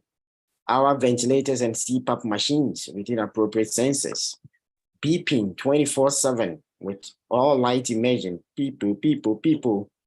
Radiant warmers, probe dropping off, recording baby cold, alarming constantly. infusion pumps, air in the tube, alarming, right? And all these alarming at the same time, and NICU being very, very noisy. The last part of health, area we produce sound will be the health workers ourselves. Nurses and doctors talking loudly in the neonatal units is a major concern. So sound has been found. The more we produce all these sounds, more we produce harm for these babies. So what interventions do we need to really reduce sound in our neonatal units? We need to decrease the monitor noise. There are system, all your monitors, of course, you don't need to decrease it to barely minimum, but at least something that will not be causing a lot of noise. Respond to alarm quickly. You enter a neonatal unit and alarms are beeping, fatigue. People don't want to, it's alarm, that's what they know. And they don't really respond to alarms. One area that we are trying at my area is to try as much as possible to not to do rounds. We will do rounds, but in terms of reporting, we may do it away from the baby side so that with a lot of people around the baby, noise will not be increased. Another area we're struggling with is the telephone noise, nurse feeding baby and phone calls, doctors examining babies and phone calls. We try as much as possible to reduce, not to allow even mobile phones into the neonatal units. Decrease staff-generated noises. It's so important.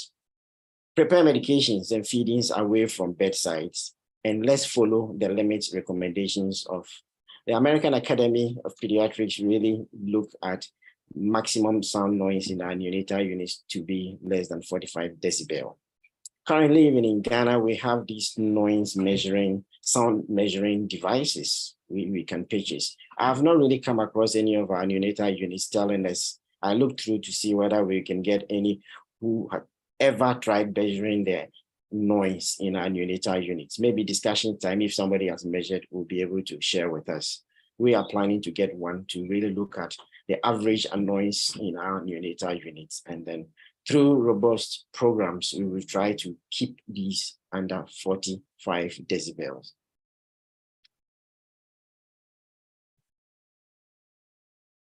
Right. So not all noise or sound in the neonatal unit is a problem.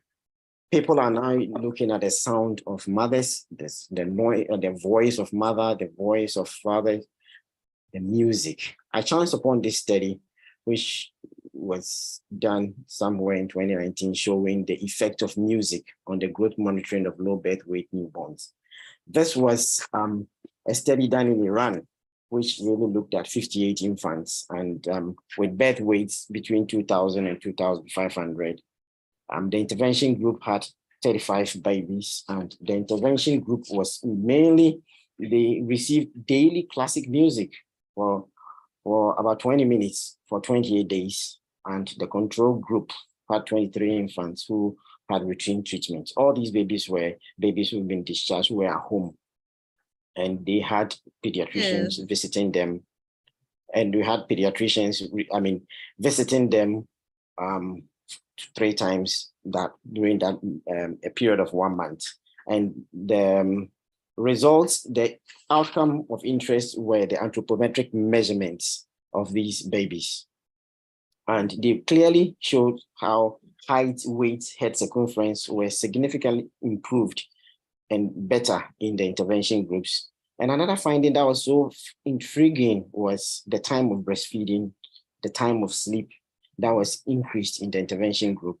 And amazingly, they found that the formula consumption in the babies who did not receive daily 20 minutes music was increased. So obviously, remember, it's evidence that informs our practice, that it's becoming evident that music, classic music, probably other types of music will also help these preterm babies. Another area that is so crucial, the NICU environment, is light. And it's important, right, to know that in the NICU, at least there are 3 categories of people in the NICU. Of course, the babies themselves, we have healthcare workers, and we have the parents. We all have our needs in terms of lighting. And it's so important that we design NICU and regulate lighting to really satisfy these three categories of people in the NICU. Obviously, the most important people in the neonatal units will be the babies, right? So with current development and technology, one basic fact is that lighting and NICU should not be static. It should be dynamic, right? You should be able to regulate the lighting system in the neonatal units. So by regulating it, remember that in terms of the retina, apart from light perception, we also have these non-visual pathways in terms of the circadian movements, biologicals. And it's so important that daytime, when especially the baby area, when all routines are done, we dim off lights in a little way so that these babies can rest. Of course, in the procedure area, the doctor doing the procedure should definitely need a bright light to really cannulate the vein to do umbilical vein catheterization. But of course, immediately after the procedure, we should revert back. We should be able to help, especially healthcare workers, the effect of lighting in the NICU. We realize that night staff workers who persistently keep on light throughout the NICU at night definitely themselves distract their circadian system themselves. So let's take this into consideration. If you go to the American Academy of Pediatrics, their websites and other things for lighting in the NICU, you can read more about what light in terms of lux you should keep in the baby area, what do you need to keep in the procedure area, the color of the wall, the floor in terms of how it reflects light, all is there for us to look at. So if you're part of designing your NICU, please take into consideration lights. In this unit, you can see that we have this curtain light that can be pulled and pulled up to really increase the lux of the patient area light. Phototherapy is also another area that currently we have a KY project in our unit going on to see the average proportion of babies who have correctly have their patch on, and it's so amazing the results we're getting. We look at positioning at the NICU. Remember that positioning is very important. We just talked about, Prof. talked about this briefly about the diaper, especially, right? You enter neonatal units and babies who are like 700 grams are having full-term diapers. You cannot even see the baby.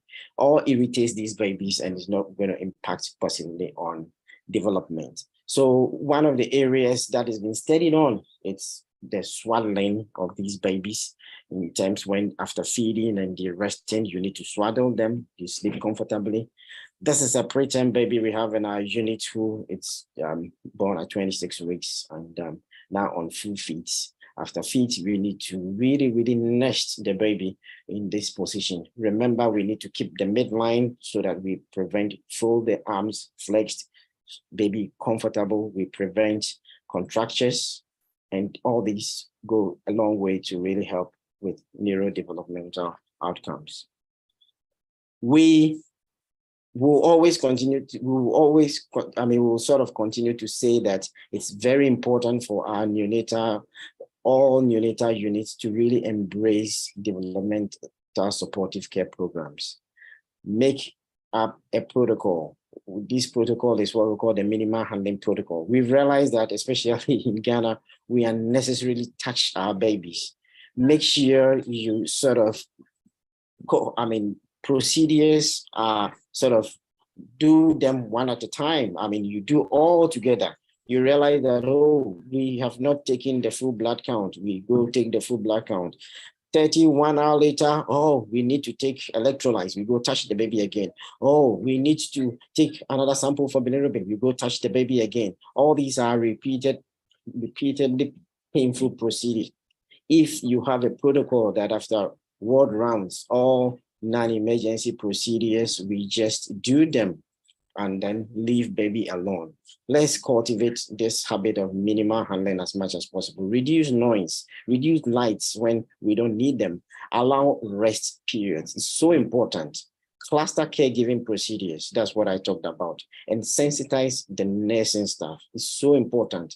This should be, the nurse practitioner should be able to lead this minimal handling protocols as much as possible. If house, especially when we have new house officers, new doctors into the unit, they should be all sensitized so that minimal handling as much as possible.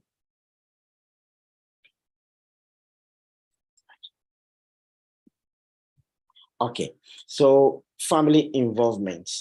The current situation we have is that the NICU currently, our neonatal, most of our neonatal units are, it's a major barrier because the way it's been designed, the way we have protocols, that visiting time is, say, probably, I mean, we have specific visiting times. Parents are not able to visit, touch, bond with their babies frequently. So we need to really have a look at that. We need to have provision of privacy for bonding. It's so important. Psychosocial support, education, counseling. Most units you visit even don't have a special rooms where we sit parents and talk to them about what the day-to-day information about their babies. And involvement of the mother in the care. I remember so many years ago, you will do everything for these premature babies, and the day they are being discharged, mom has not even changed diapers before. With the concept of family-centered care, I think it's an opportunity for us to really have it in mind to have mother-based NICUs. Of course, that will also depend on the design of the NICU, that from day one, parents are with baby, they are involved in decision-making around the baby, they are involved in the daily day to care about the baby, and all this has been shown to improve long-term developmental outcomes. Parents are amazing. You'll be amazed if you involve them in the decision-making, how they bring suggestions. Let's try come to the level of parents, and then we will learn a lot even from them.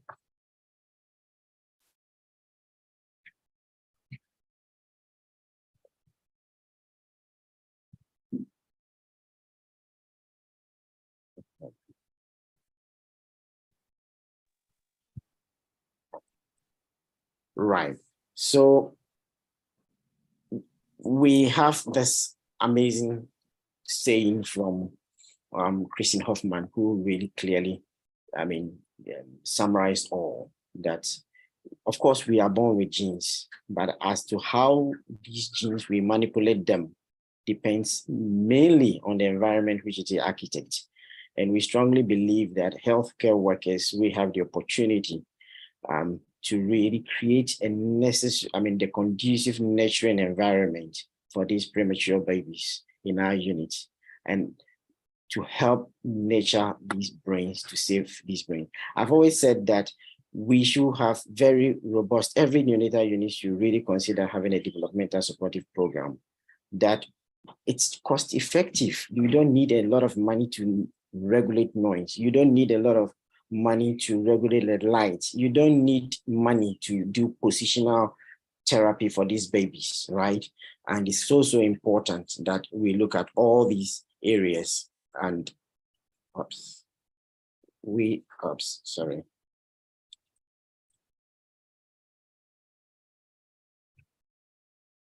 look at all these areas to try and nurture the brains of these babies. Remember, the key words here is that we really want to promote disability-free survival as much as possible. I'll pause here for any questions. Thank you very much. Thank you very much, Dr. Ajiman.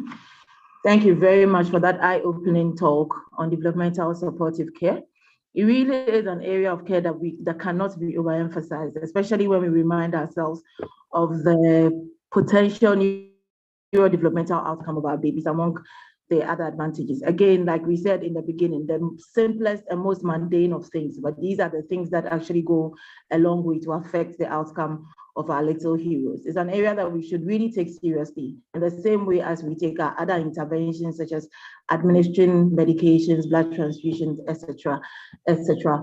So we have come to the end of our 3 presentations. If you have any questions, you can. I don't see any questions in the chat yet, but if you have any questions, you can actually unmute yourself and then ask the questions. Presenters are on standby to answer them for you. Thank you.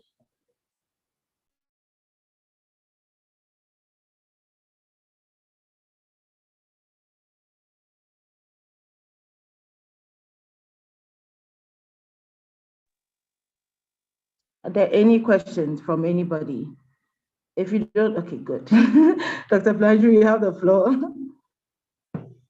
Thank you very much. And thank you to all the presenters. I think that it's actually quite an interesting combination of presentations, one on research, one on sort of active clinical practice, and one from the community. So thank you all very much. And I think they all did justice to their topics. So I mean, first, I guess there are probably more comments, I guess, to Dr. Agyemang. You know, so as I was listening to your presentation and looking at the slides of, I guess this is from Ridge Hospital. I was putting it, you know, alongside Professor Newton's presentation and what we found with the role of skin-to-skin contact. And I think it would be very interesting for many of these things, the role of music, the role of, you know, because one of the things that we know that skin-to-skin contact does for preterm babies, and one of the reasons why it's known to reduce mortality is through the reduction of through the role of oxytocin and reduction of stress. And so I think it would be very interesting to look at how some of these findings that you shared with us, whether they would still make such a strong impact if some of these babies, who, rather than being in incubators, and I mean, I do appreciate that, you know, not all of them are suitable candidates, but I think that the IKMC study clearly showed that even fairly unstable babies actually do a lot better when they are in skin to skin. So it'll be interesting to just look at some of the findings that you made.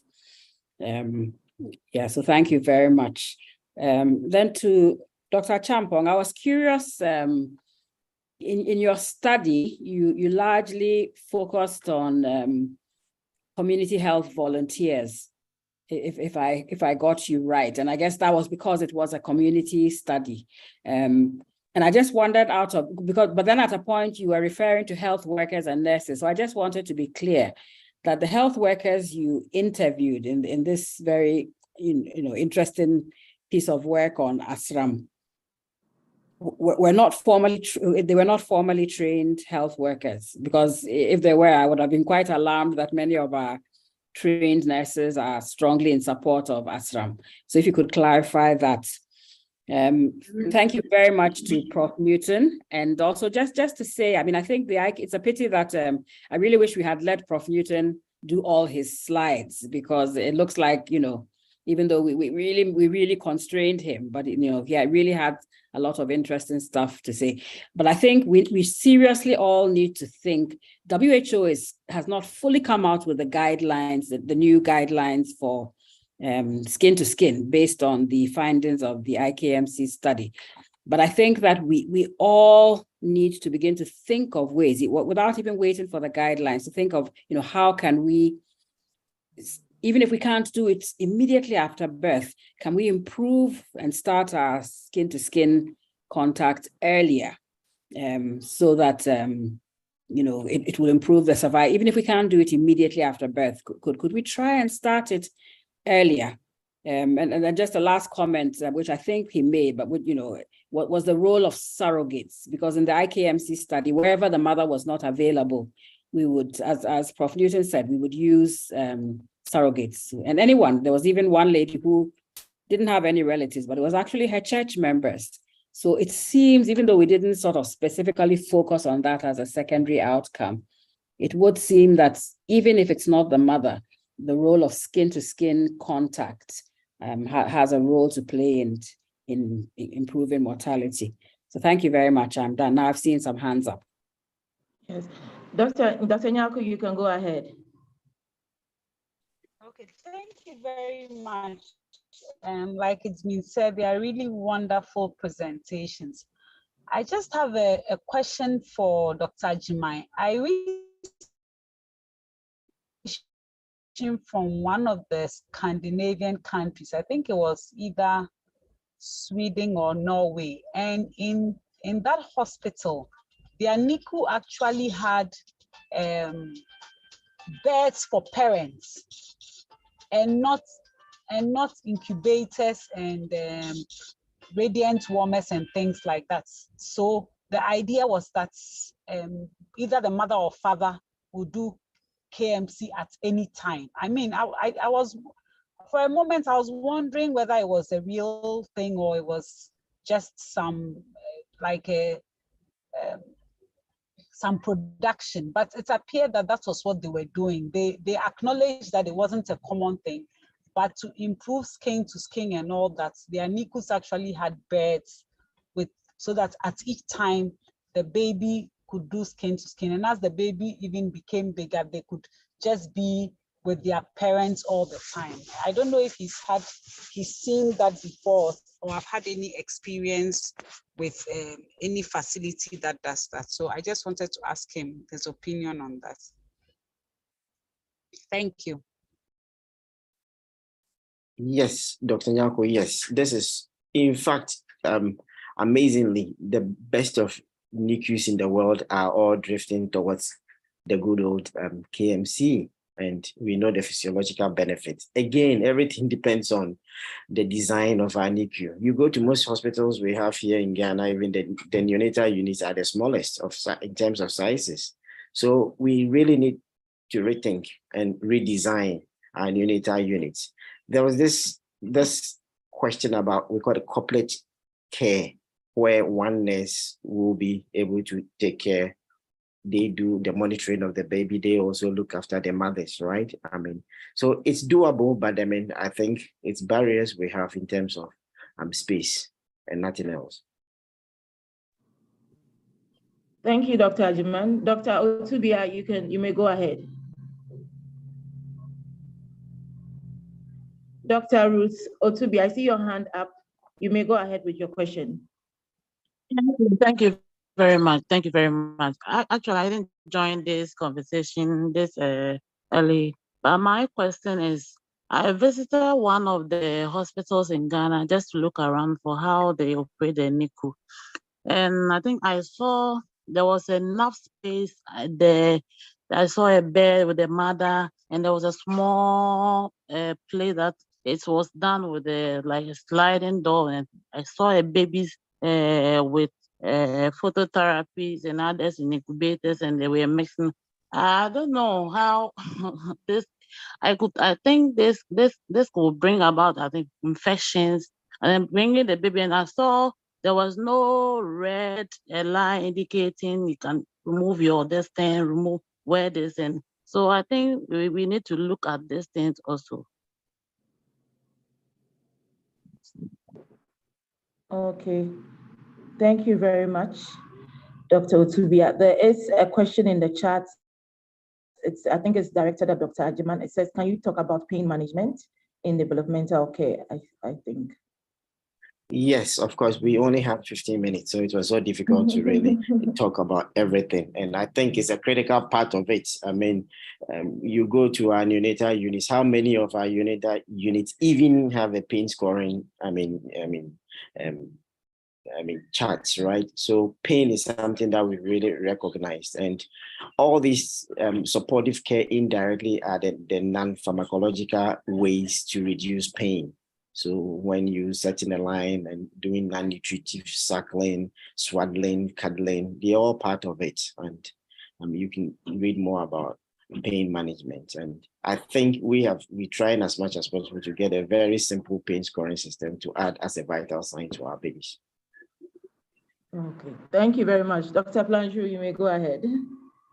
Yeah, sorry, I just, since there was a question and there was reference to Sweden, I wondered whether Prof. Newton would just very quickly talk about the mother NICU concept and how we actually manage the babies in skin to skin, because yeah, maybe just to make a comment there to see that this is not necessary. It's something that can be done. And we did it during the IKMC study, even though unfortunately we were not able to sustain it. COVID hit immediately afterwards and things went bad, but it is possible in our environments. I don't know whether he's still on. No, I am on. Yeah. Yes. Well, first of all, putting the mother and the baby together, it's not only the Scandinavian countries who are doing it. Even before the study, they had been doing it. But even in other centers,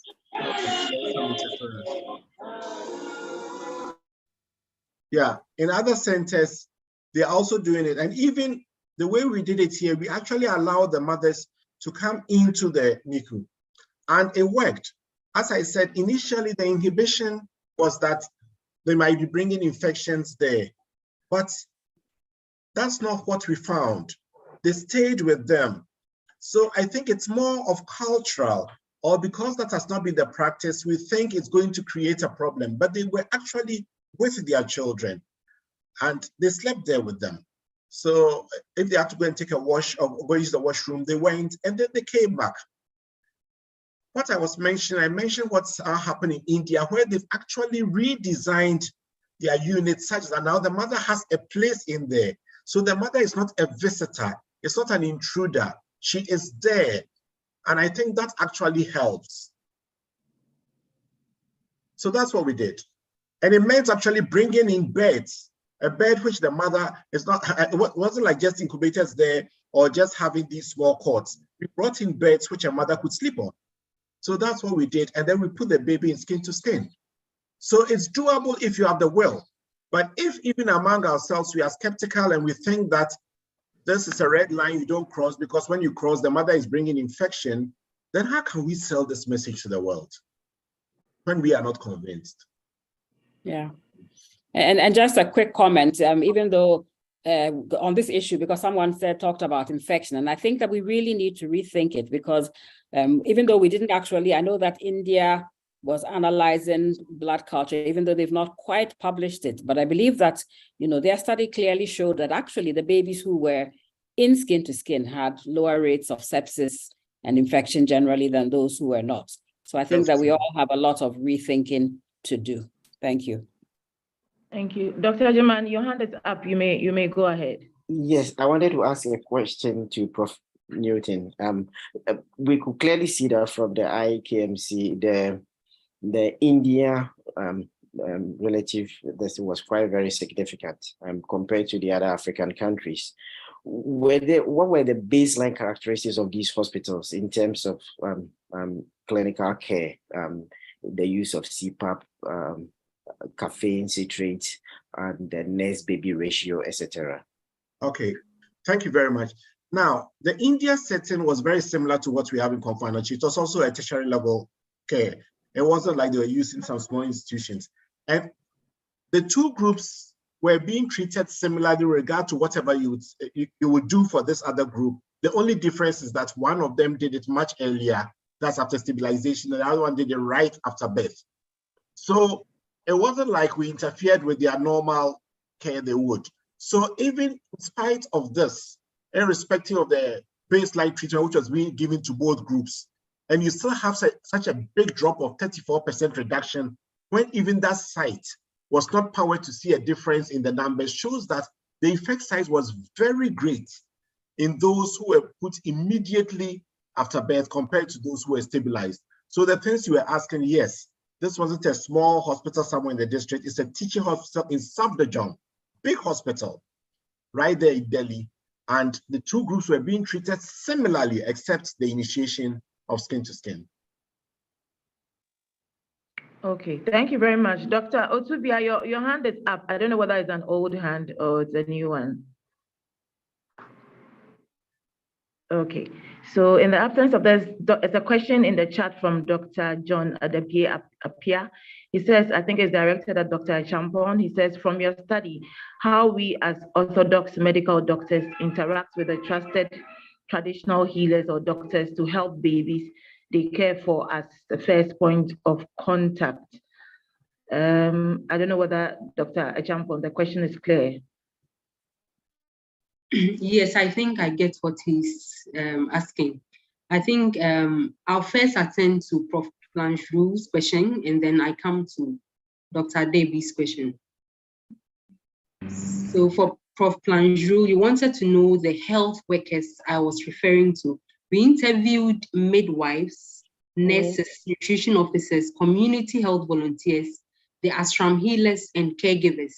So that was why my slide had alert, because if we have trained health workers, healthcare providers in the communities beginning to believe that these traditional illnesses really are true, and even think that the ashram healers could care for some of these ashram types, then it's really worrying, and we need to get into it. We need to delve deep into why they are beginning to think so, and why they would even recommend that a caregiver goes to an ashram healer.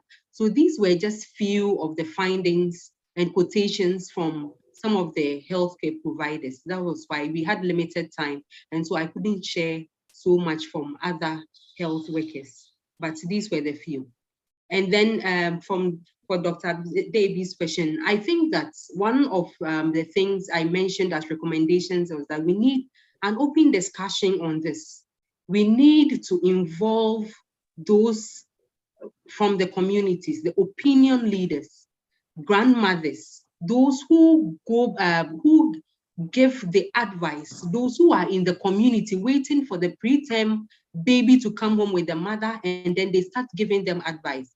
I know many of us even still believe that if a child has hiccups and your mother says, put a thread on the head of the baby, we believe it, and then you put it on the baby's head. These are things we believe, and you cannot just do away with them. So we need to have an open discussion on this. We had an interview, we had interviews with more than 10 of the ashram healers, and we put them together. They were willing to share their ideas. They even told us at some point that as for the convulsions, they are better than the doctors.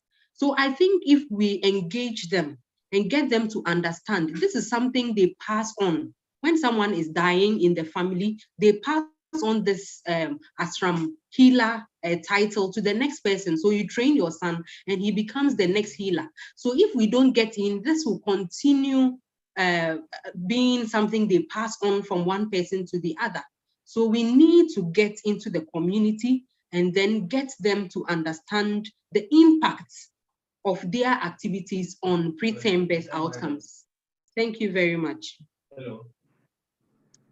Thank you very much. I think our time is fast spent, but there's one question, a hand up, Ms. Dr. Owusu. You may go ahead and ask your question. Okay, thank you very much to all the presenters for a lovely presentation. What I have to ask is, or suggest is it possible for us to find out from these ashram healers what their therapy is and assess how harmful or whether they are harmful or not? And if they are not anything harmful, how we can incorporate that into the orthodox medicine that we practice? Because sometimes they are something like the hiccup you cited, putting a thread in is harmless. So if that is what the mother would believe in to solve it, then good. Then for those that will be harmful, we then will address those issues. Thank you, and over. Thank you very much, Dr. Owusu. I think all too soon our time is up. It's actually been fast spent, but I think we can continue the discussion on the PSG platform. In the absence of any further comment, I'd like to call upon our chairperson to give us a summary of discussion and then the way forward. Thank you. Thank you. Thank you very much. I think that it's been an interesting morning. We started off with a discussion about sort of practical things we can do, both for World Prematurity Day and also in our care of our preterm babies.